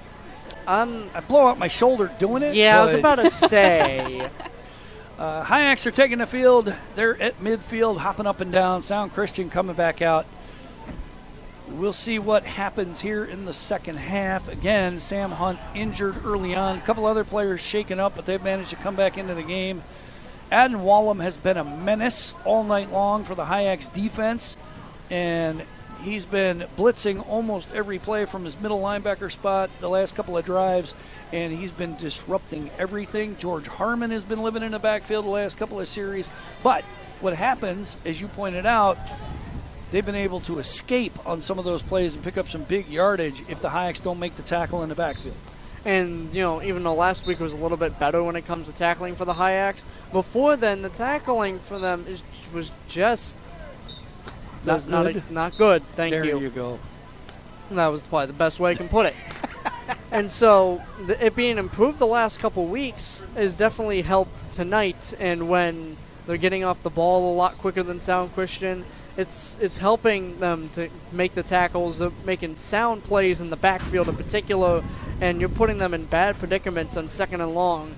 And when on the Hyak side, when it comes to offense, early on in the game, you're getting some really good first down gains to set you up later down the road. And hopefully we see that a little bit more. It started later down the line, it was more the 2nd and 9, 2nd and 8s, not getting too much penetration. Let's see what they do here in the second half. Yep, Hyaks will get the ball to start the second half. We're taking a look at the weather gizmo on my phone. It says it's 57 degrees outside and drizzle, and the rain's going to stop sometime soon. I don't believe it. It is coming down in sheets. I was just showing Madison that it's a swirling wind now. 27 miles per hour with gusts up to 43 miles per hour. You sure don't want to throw the football in this? No. Okay. Anyway, it says it feels like it's 42 degrees outside. Visibility 3 miles, more like 3 feet. 93% humidity. And, yeah. What did you... What? What? Don't repeat it, but what? Yeah, that makes total sense, Noah. We've had almost a half an inch of rain in the last 6 hours. 1 inch is expected in the next 24 hours. We've had half an inch. I do not believe that. No. You go out there with a tape measure and some a ruler. malarkey. You see the puddles that are forming? I know. Oh, yes, it's Cooper Ryan move. Alrighty, so getting some corrections on some pronunciations. That was the other thing we weren't going to go do in this monsoon, is go track down Sound Christian coaches for pronunciations. Normally I'm all about doing that kind of thing, but yeah. That'll just tell our listeners of how bad it is out there that you don't want to put me out there. No, I need a fan boat to go out there. This is no. Even if I had an umbrella, I could be like one of those really pretend the wind's really in the umbrella unfolds the opposite direction. Now you would not be floating like Mary Poppins. You'd be No. swirling instead. That would be a sight to see. Right, so That's why we don't have you out there, so we don't see it. right. We were worried about you getting chased by the oogity boogities in Oakville. I don't know what's going to come after you in this. We It's would like- only know. No, it's like John Carpenter's The Fog here. This is no. All right, so the Hyaks have chosen to kick off to start the second half. It is their choice to do that. I'm a little surprised. So 26-0 is the score. Hyaks have the wind at their back in the third quarter. Hyaks will kick off. So interesting option here. But since their defense is playing so well, I kind of don't blame them. And especially with how the score is. Yep, so Parker Johnson, the last couple of kickoffs for the Hyaks, has faked it, and Tyson Ross has actually put his foot into it. We'll see if they do any of that here. And like I said earlier, Relton Rocky recovered a pooch kick Well, and set the Hyaks up in good field position. If you look at Sound Christian, they have nobody deep, so that is another option they have. Yep, and here it comes again, and it skips right through, and it stays in bounds, but then it goes out of bounds at the 34. So it had a little too much steam on that kick, and Greenwood decided not to field it. And it looks like they're going to mark it at the 35-yard line of the Sound Christian Lions. You know, the other thing that I've noticed, crew, is Sound Christian's body language hasn't exactly been all that great. No, when I do think, with the way the playmakers that they have out, especially with Sam Hunt, the momentum on that drive being killed because he was out, I feel like that's just kind of, been a theme throughout the game because of it. All right. So, looks like Greenwood's back at quarterback, man in motion. Lester, he takes the handoff on a jet sweep, looking for running room, spin move. Carrying tacklers finally brought down at about the 42-yard line, gain of about 7 on the play. Several Hyaks brought him down. Taken down by a couple of Hyaks. The problem is, especially with the last drive of Sound Christian, is that they were finding running lanes out of these jet sweeps and end arounds. They were finding a lot of different, nooks and crannies in that Hyaks defense that they're exploiting, despite no score. Hyaks have been playing a bit of a 5-3 look here with Adam Wallem blitzing out of his middle linebacker spot. Greenwood out of the shotgun. Lester in motion. Low snap. Greenwood gets away. He'll have the first down. Elton Rocky makes the tackle at about the 47-yard line. Gain of about 5 or so. As you mentioned, out of that 5-3 look, you can do a lot of different things. And usually at the 5-3, you're crowding the line of scrimmage. But it's kind of like a 6-2, knowing the way Adam Wallem's just kind of up on the line of scrimmage right away. So you're showing they're doing a lot of different things, defensively the last couple weeks. But tonight, it's just kind of just been mid-blitz by Adam Wallem. They're getting home. Well, they found something in the second quarter with Bonomo on some of these pop passes. Lester in motion, and it's that play to Bonomo, and he's got running room down the left sideline. Dakota Russell in pursuit. He misses on the tackle, and that's going to be a touchdown for Sound Christian. 53 yards. Back again with that end around, and they've had some success with it the last couple drives. But again, the Hyaks, there's nooks and crannies in there, and they're starting to be exploited. And a lot of these plays that we saw earlier in the game, when it comes to pursuit angles, when it comes to being able to be aggressive on the line of scrimmage, because of these play calls on the outside, they softened up a little bit because they're not so aggressive at the line. So that was the play that Sound Christian started using in the second quarter. The first time they ran it, it ended in disaster and a fumble. But ever since then, Bonomo has been getting some running room, especially over the left side of the Sound Christian offense. 2-point conversion attempt coming. 26-6 is the score. 9:24 to go. Clock running for some strange, odd reason. Lester takes his snap, and he's not going to get there. 3 or 4 Hyaks in on the stop. 2-point conversion, no good. That's something the Hyaks have been pretty consistent with all season, is preventing 2-point conversions. And as I mentioned earlier with Bonomo, is he's 5'5", 140 is kind of like his stature. He's not that big, but his build, he's able, and he's a lot faster than you think. So he's able to bowl over some defenders. He's able to get past you, obviously.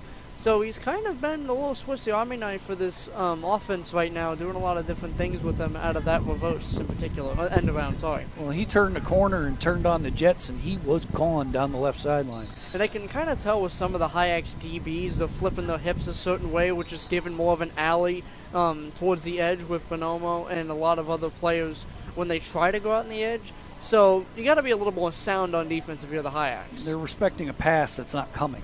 Exactly. So the DBs can probably squat in the flat and not worry about backpedaling and chasing wide receivers. You got to respect it, but at the same time, they're not going for it. So you just got to play up on the line of scrimmage and just got to be aggressive. And you got to know they're going into the wind, too, so they're not necessarily going to throw the football. That would not be the best plan. No. It wouldn't be the best plan. It just doesn't mean that they will not do it or Fair will enough. do it. Yeah. Fair enough. But we saw that one kickoff from the Hyaks take a left turn at Albuquerque. So, Sound Christian having to use a holder for the kickoff here. Avila is going to be the kicker here, but the officials have blown this dead. The ball at the 40. Hyaks lined up at midfield. Elton Rocky, Adden Wallum closest to us along the line. Dakota Russell back deep if you want to call the 30-yard line deep. I don't. Avila going to kick off without a holder. And it's an end-over-end kick. Russell picks it up on one bounce, looking for running room, breaks back over to left, gets a block from Elton Rocky, tries to get outside. Lester is there. He forces him back inside where Gould makes the tackle, but not before he gets to the 48-yard line of Sound Christian, where it'll be a first down for North Beach. It was ultimately decent contained from Sound Christian, just not being able to get Dakota Russell out, past that first little level of the tacklers, even though he did get some good yardage there. This will be good for the Hyaks offense in decent field position. If Micah Lester doesn't force him back inside, Dakota's still running. Indeed. All right, 1st and 10. Call it the 49-yard line. Parker Johnson's the quarterback for North Beach. Energy's kind of gone out of the place with the 20-point lead for the Hyaks. They started to have a little trouble handling the ball at the end of the first half. Low snap. Tyson Ross has it, trying to get around the outside. Bonomo is right there to make the stop and force him out of bounds. And it's going to be 2nd down and long for the Hyaks. Loss of about 3 or 4 on the play. Parker Johnson just kept kind of going upfield. They're not necessarily looking for a blocker. And Bonomo kind of came off late there, so Parker Johnson didn't have an opportunity to really block him until it was too late, and he was in the backfield with Tyson Ross. So call it a loss of 5 on the play. 2nd down and 15. Ball marked back at the 47-yard line of the Hyaks. Elton Rocky back in the game. And you said it in the second quarter. I'd like to see the Hyaks go back to what they were doing. They had all the success early on, running the ball up the middle and finding those running lanes. And there was a lot of direct snaps with Parker Johnson. So shotgun, Apodaca wide left. Good snap this time. This time it's Ross up the middle, and he gets about 4. Gets some of that lost yardage back. It'll be 3rd down and 11. Fake a handoff to Rocky, go to Tyson Ross. It's not a bad little misdirection. I mean, not necessarily misdirection, but you're slowing the defense down a little bit. Pursuit angles might be a little odd, but not a bad run on 2nd down. 3rd and long, though. I honestly, even though you could spread the ball out here and go run with Parker Johnson, I'd want them to play in a phone booth here. That's how they play best. So Malik Jackson checks back into the ball game. He is the fastest player on the field. 5:04 to go here in the third quarter. 26-6 is the score. Hyaks with the lead. Johnson, the quarterback, out of the shotgun, takes the snap from Isaac Chi. Handoff to Malik Jackson, trying to get the edge. Gets outside, but he's pushed out of bounds after a short gain by Cooper Reinmuth. And there's the Muth chant. There's the Moose that we thought we were going to hear. Right. We were kind of saying it in pregame. So it's going to be 4th down and about 7. Ball marked at the 46. And we'll see what the Hyaks choose to do here. They could go for it. They have the wind at their back. They have not thrown the ball at all this evening. They have one. They have one throw, and it was a drop by... Yes, that's George right. Harmon. It was the pass to George Herman. That slipped right through his fingers. He was open. I think it's about... So Tyson Ross in the backfield. Man in motion is Malik Jackson. They're trying to get Sound Christian to jump. They do not. They did that a few times in the first half. There's the snap. Tyson Ross looking to run the ball over the right side. Has running room, and he's pushed forward for a first down inside the 35. That's one of the only... We've never really seen a direct snap out of the punt formation to Tyson Ross, so we can take that to the outside. And he was just powering forward. They were kind of like one of those Marshawn Lynch runs. They're just getting the whole offensive line all the way behind him and just pushing him forward. Absolutely, because that was quite the collision. Madison noticed it. And 34-yard line. the Hyaks just got in behind Tyson Ross and pushed him for the first down. I mean, you could hear the collision of, I don't know what number from Sound Christian that made the initial impact with Tyson, but it was loud, and I hope he's okay. Yeah, Ross had some running room, but they played it well. Here's Malik Jackson up the middle, or is that Elton Rocky? Elton Rocky, excuse me. About 5 yards on the play. Ball marked at about the 30-yard line of Sound Christian. And the jet sweeps on the inside has definitely been successful for the Hyaks pretty much all year. And Elton Rocky's been the guy that's toting those for a while. And something I wanted to mention with Reinmuth, he is the leading tackler with 46 tackles. He is a beast, that guy. He can do a lot of things on that defense. 6 foot, 205 pounds senior linebacker. Hyaks taking their time. 2:36 to go here in the third quarter, taking the air out of the game. Making sure of all the ball handling and everything else. And here's a handoff up the middle, and that's Tyson Ross. He's going to be short of the first down here. Pickup of a couple. Third down and short coming up. I'm surprised in this game that they haven't turned to Tyson Ross more, even though he's gotten the ball quite a bit in the run game. Just being a bruising runner, even though fumbles have been a concern for him the last couple weeks, he's the most powerful runner on the team. I've said that the entire year. And with this kind of weather, slippery, you just slip right off him sometimes. Well, you saw it on the run for the first down. Third down and 4. Ball marked at the 28-yard line of Sound Christian. Hyaks lead 26-6. Less than 2 minutes to go here in the third quarter. Parker Johnson at quarterback. Elton Rocky in motion. Jaden Apodaca split wide right. Johnson calls the signals. Looks like Sound Christian jumped, but they get back. Johnson looking for some guidance here, and we're going to get a timeout from Brent Washy, the head coach for the Hyaks. Even though the Hyaks have not scored in quite some time, and when it comes, we've had some interesting clock stuff today, but the clock has been running in this third quarter, which has been good for the Hyaks. Yes. And even though you haven't scored, it's still a 20-point game, and you might go into the fourth quarter still with that 20-point game. So time is on your side right now. Absolutely, especially the way the Hyaks play football, the way they ground and pound. That's what the single wing is all about, right? It's an instant running game in 8-man high school football. And the Hyaks have run the ball well this season. The problem has been putting the ball in the end zone. They've been great between the 20s all season long. Kind of reminds me of John Gruden's Raiders in the latest stints. They're great in between the 20s, but once you get in the red zone, oh boy. Yeah, it was an adventure. All right, so third down and 4. Hyaks need a first down here. 1:20 to go as the clock winds again. 1:20 in the third quarter, that is. Got another quarter to go, and Sound Christian's going to have the wind at their back. Man in motion is Tyson Ross. Option look.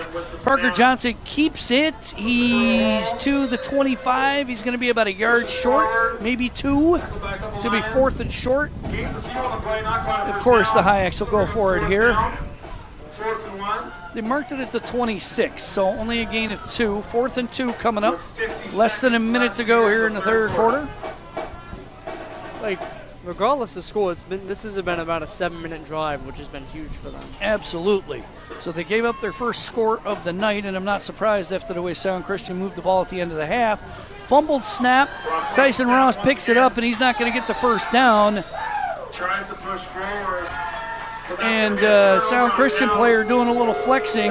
Cooper Reinmuth after making the tackle, but I think you got to look at the scoreboard.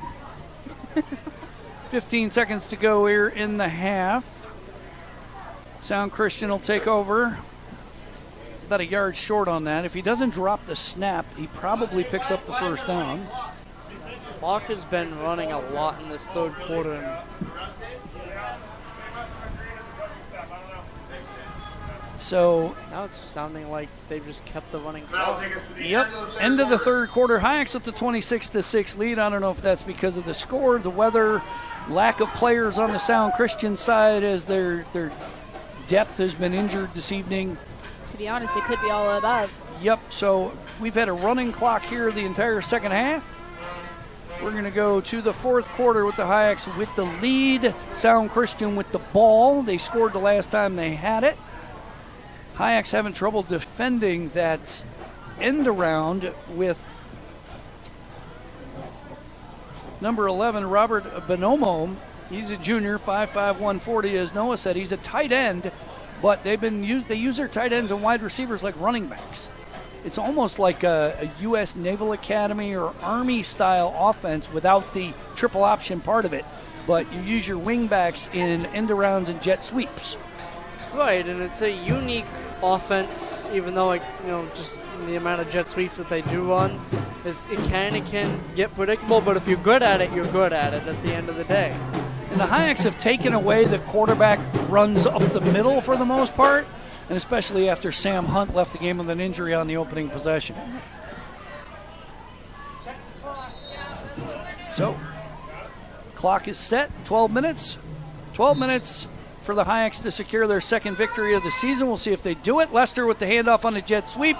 He's got some running room over the left side. And it's Malik Jackson knocking him out of bounds. And it's going to be a nice gain on the play for Lester. Looked like Parker Johnson might have been held on the play, but no penalty. It's going to be about an 8-9 yard gain on the play. Second down is short. And if Sound Christian does score on this drive, I'd honestly be worried if you're a Hyak offense, because even though there is a running clock, you got to have some urgency to score. You do, and the Hyaks haven't had any big chunk plays in a while, not since the first quarter. So Lester at quarterback here, I believe. No, that is Greenwood. Lester is a wingback. He's in motion. Bobbled snap. Whistle on the play. Penalty. And they're going to call offsides on the Hyaks here.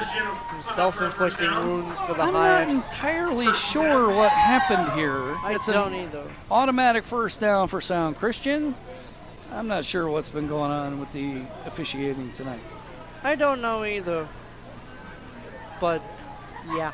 There's been a couple of mystifying calls and a missed call or two. So Avila trying to get lined up right here. My money says it's a jet sweep to the right. There goes Lester. It's a fake. It's Bonomo, and Parker Johnson's waiting for him. Drops him after a minimal gain, maybe a yard. You're not Tony Romo when it comes to predicting plays, okay? And I didn't predict that one right at all. Exactly. You didn't predict it. No, I didn't. Well, that's your job. That's why I don't say anything, because it beds. Yeah. Or you just let it play as it plays. Just watch. That's what I've been trying to do lately. Parker Johnson's been playing a lot more defense lately, and he's been very effective on that side of the ball. All right, second down and 10, no gain on the play. Greenwood at quarterback. Lester's the wing back. He's in motion. He takes the jet sweep snap, and George Herman's there to wrap him up, and Isaiah White Frisbee finishes it. And Parker Johnson's signaling Hyak's ball here, but not sure what's happening. And we got an injured player. George Harmon blew that play up in the backfield, and it went nowhere. So there's going to be a loss on the play. It'll be second down or third down and long here. Third down and long. And I think that's Lester. And of the players they have left, he is their most exciting player. And he's rolling around. He's up. And he's going to jog off the field under his own power. You'd think with the amount of injuries, the Hyaks have some sort of, bounty gate going on. But no, I swear, no.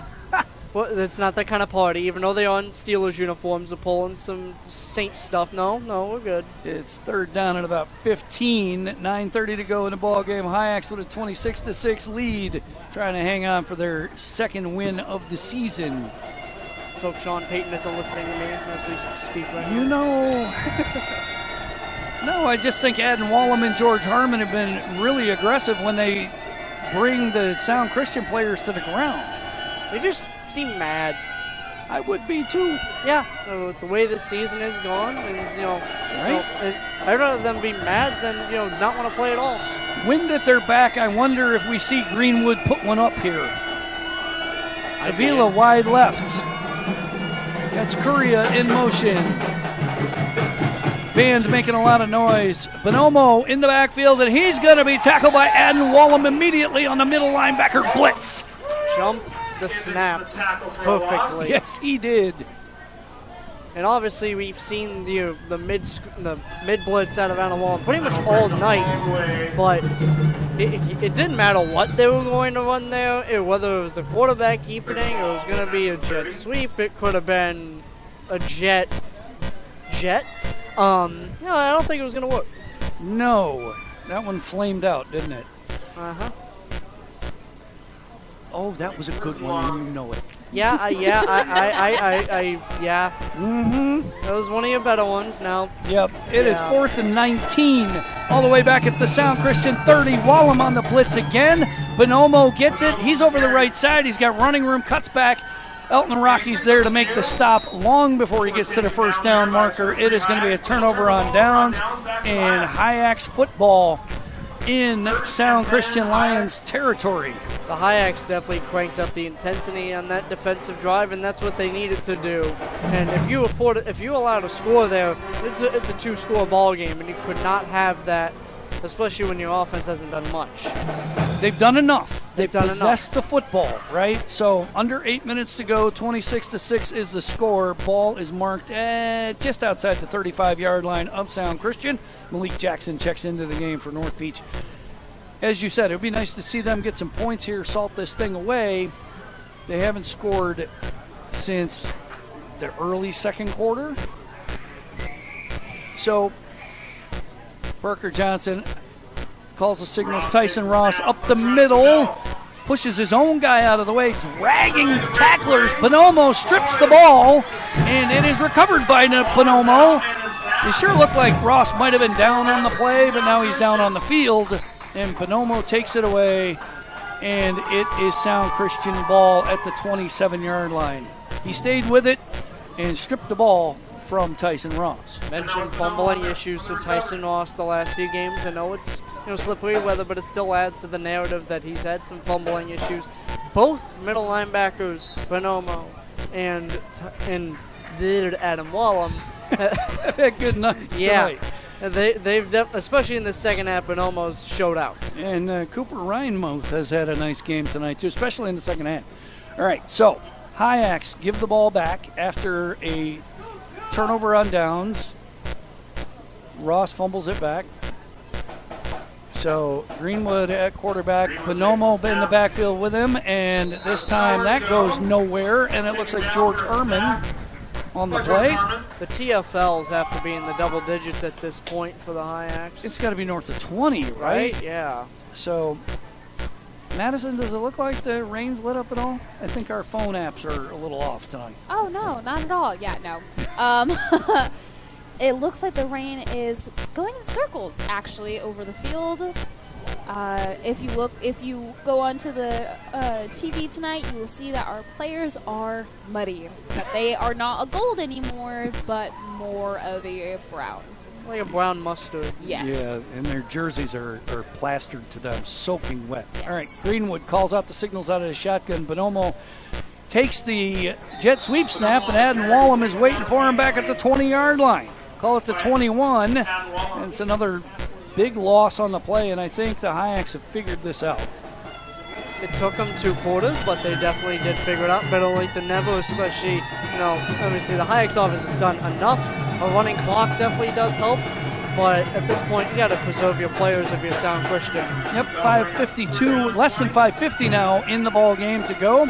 Sound Christian taking their time getting the play in. Greenwood has done a much better job of running the offense than when he first came in the game. A lot of drop snaps, bobbled snaps. He's done a lot better with the ball. Avila wide left.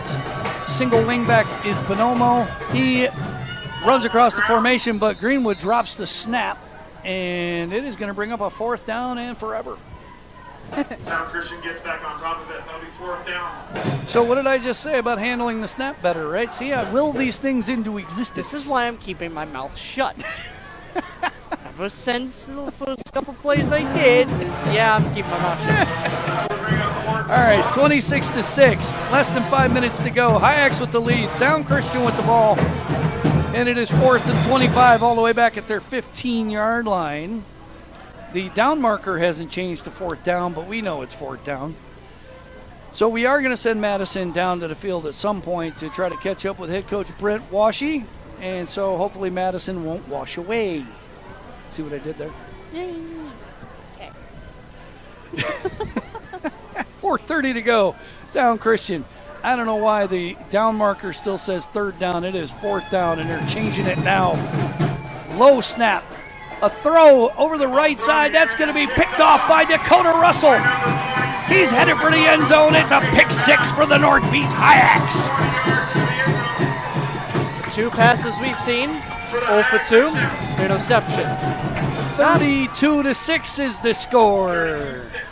And at that point, you're just trying to get something. There was a lot of confusion there, and then you just threw a prayer, and Dakota Russell was there to jump it and take that thing to the house to really ensure a Hyaks victory, most likely. So we were wondering about Greenwood's throwing arm. We got that question answered. Oh, it was a beautiful throw. It just needed a little bit farther. Yeah, it was a duck. Normally ducks like this kind of weather, but not tonight. All right, 32-6, 2-point conversion attempt coming. Hyaks trying to get the ball in that they want. And I don't think we're going to let Jacob Eden throw the ball anymore. No. No.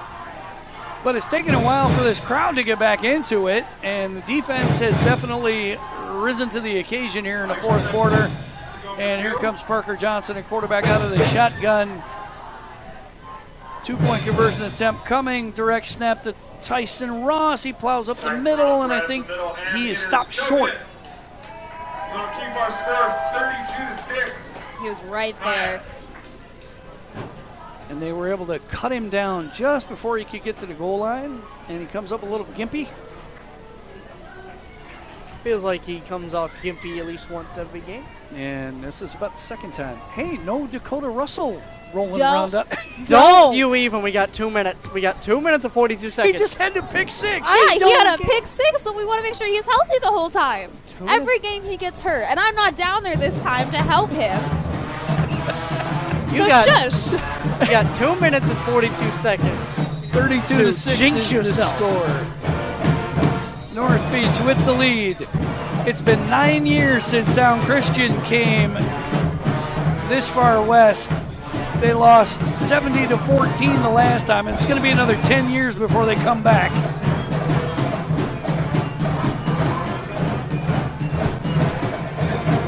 Everybody who's gotten into the game for North Beach tonight has contributed. And I don't think I'd want Isaiah White Frisbee landing on me. I wouldn't want Garrison landing on me. Well, yeah, he hasn't played tonight, though. So I don't think he's suited up tonight. Yeah, what grade is that guy? We got some players on the field dancing. We got Isaacchi and Conrad. There's the kickoff, and it gets kicked. Still on the ground. And Malik Jackson trying to get the ball. Hyaks look like they might have it, and they do. I'm surprised they didn't call some kind of illegal touching. The ball was accidentally kicked by a Hyaks player, and the ball is going to belong to the Hyaks. Because I could hardly tell if it went 10 yards, and I guess it did.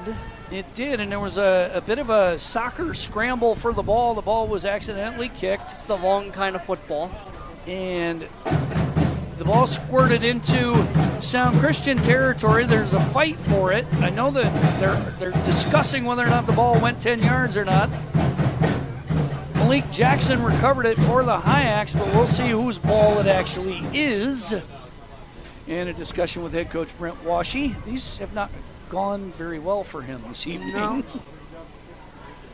So I think they're moving it back. yeah, so they're bringing the kickoff team together. Ball is marked at the 49, and since that's where the Hyaks touched it, they're going to give the ball to Sound Christian at the 49-yard line of the Hyaks. They're being no fun. Sound Christian ball, first and 10. They're doing their job. I don't like it. All right, Hyaks with wholesale lineup changes. Gavin Stevens is out there. Jordan Giraldo's out there. Jacob Eden. So a few of the regulars out there as well. Elton Rocky, Malik Jackson.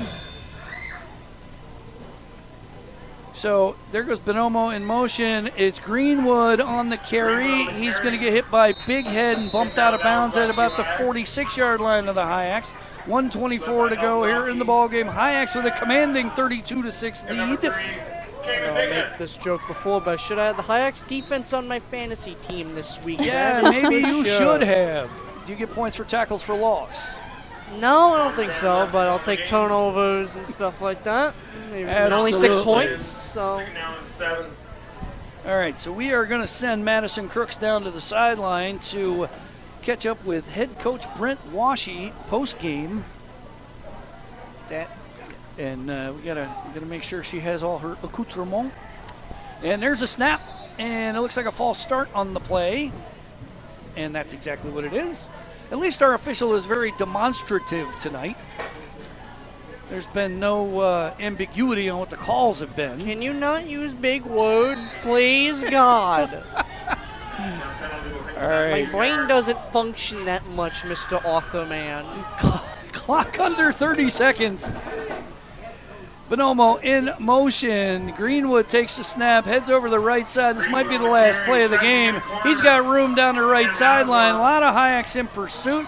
Breaks a tackle, finally bumped out of bounds at the 10-yard line. I think that was Dorian Middlebrooks on the tackle. That will pump the fantasy stats up. Yes, and that's going to do it for the ball game. The clock goes to zeros. The Hyaks with the 32-6 victory on homecoming and senior night here at Lieutenant Jim Davis Field at North Beach High School in Ocean Shores. You are listening to KOSW 88.9 FM, the sound of the shores and the home of the Hyaks. Have a good night. This has been Hyaks football. We're not over yet. We got a post-game show for you coming your way. 32-6 is the final score. Again, the Hyaks win on homecoming night and senior night. Big win for them. Second win of the season. They go to 2-5 on the season. They've got 2 more games left. Both of them road games at Chief Leschi and at Charles Wright Academy.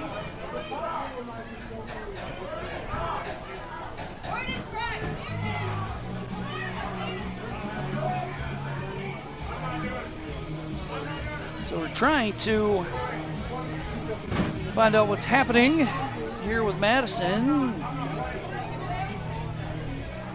Yeah, there we go. All right, we had to make sure that her technology was working. She's heading to the field. Elton Rocky's going to be our KOSW player of the game. You're done right. I don't think we're going to get any argument out of anybody. The Hyaks are out there having a grand old time sliding around. And we got some wind. We got head coach Brent Washy. So several of the players for Sound Christian played their hearts out tonight in a losing effort, including Robert Bonomo, junior tight end, Preston DeService, playing the alma mater here. So I salute Sound Christian for sticking it out tonight. They didn't quit. Yeah, and just, the injuries just kept piling up, and it was just a tough game for them ultimately. But, with the Hyaks, what they did well is they took advantage of those opportunities. And it would have been interesting to see a healthy Sound Christian team. But for the sake of the Hyaks, it's just good to get on the win column again. It's, 2-5 feels a lot better, right now. And just having them, just the success of the run game tonight, especially in that first half, is what they should be doing. A couple of years ago, they won 2 games on the season, and both of those games were at Tudor Lake, or against Tudor Lake. Last year, they didn't win any games. So this year, 2 victories. And again, with Sound Christian, that team does not make a whole lot of sense to me. The shutout victories, and then obviously they didn't have Kona Rousseau on the field for them tonight, which, was a big loss for them heading into the game, and Sam Hunt going out. We don't know what kind of game this would have been if he did not get hurt on the opening possession. Yeah, it's just tough to see if you're Sound Christian. It's a very interesting team, But, you lose Rousseau when you did, and then Sam Hunt, who was doing some good things on that opening drive. It's just a tough for them, and hopefully they can get healthy with the next couple weeks for them. But ultimately, the Hyaks did a lot of good things tonight, and they ran the ball well. The defense played lights out for a lot of the game. There's been a lot of big plays given up in the run game, but you still only allowed 6 points, and you did your job tonight. You did, and even when Sound Christian punched, you punched back. Yeah, and a running clock definitely helps you. There was a lot of things going towards the Hyaks way tonight, but you got to take advantage of it, and that's what they did. All right, Madison Crooks is with a very excited Elton Rocky right now, our KOSW player of the game. Couple of fumble recoveries, a pooch kick recovery, and some rushing yards up the middle. Madison, take it away. All right, Rocky, this is a big night for you. Your senior night, you were part of your homecoming, for second win of the night, and you are a KSW player of the night. How do you feel? I feel awesome.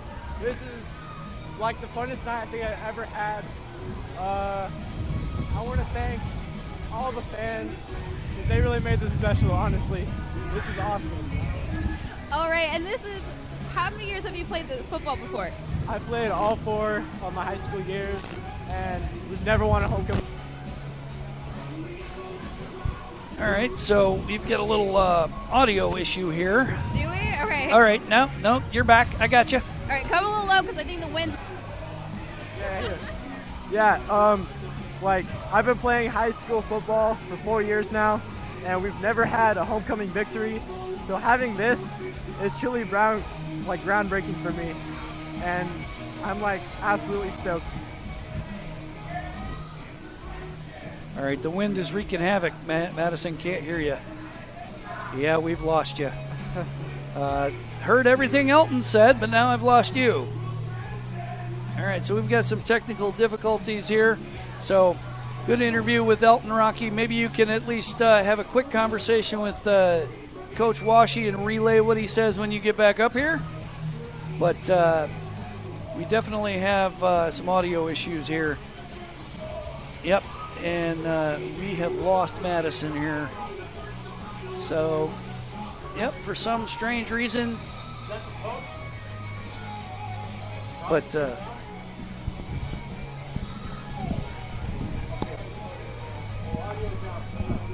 all right, let's try it again, maybe. Madison, can you hear us?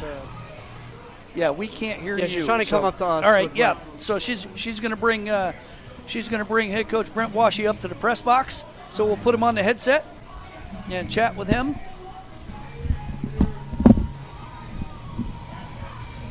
Wrap it up for the TV broadcast.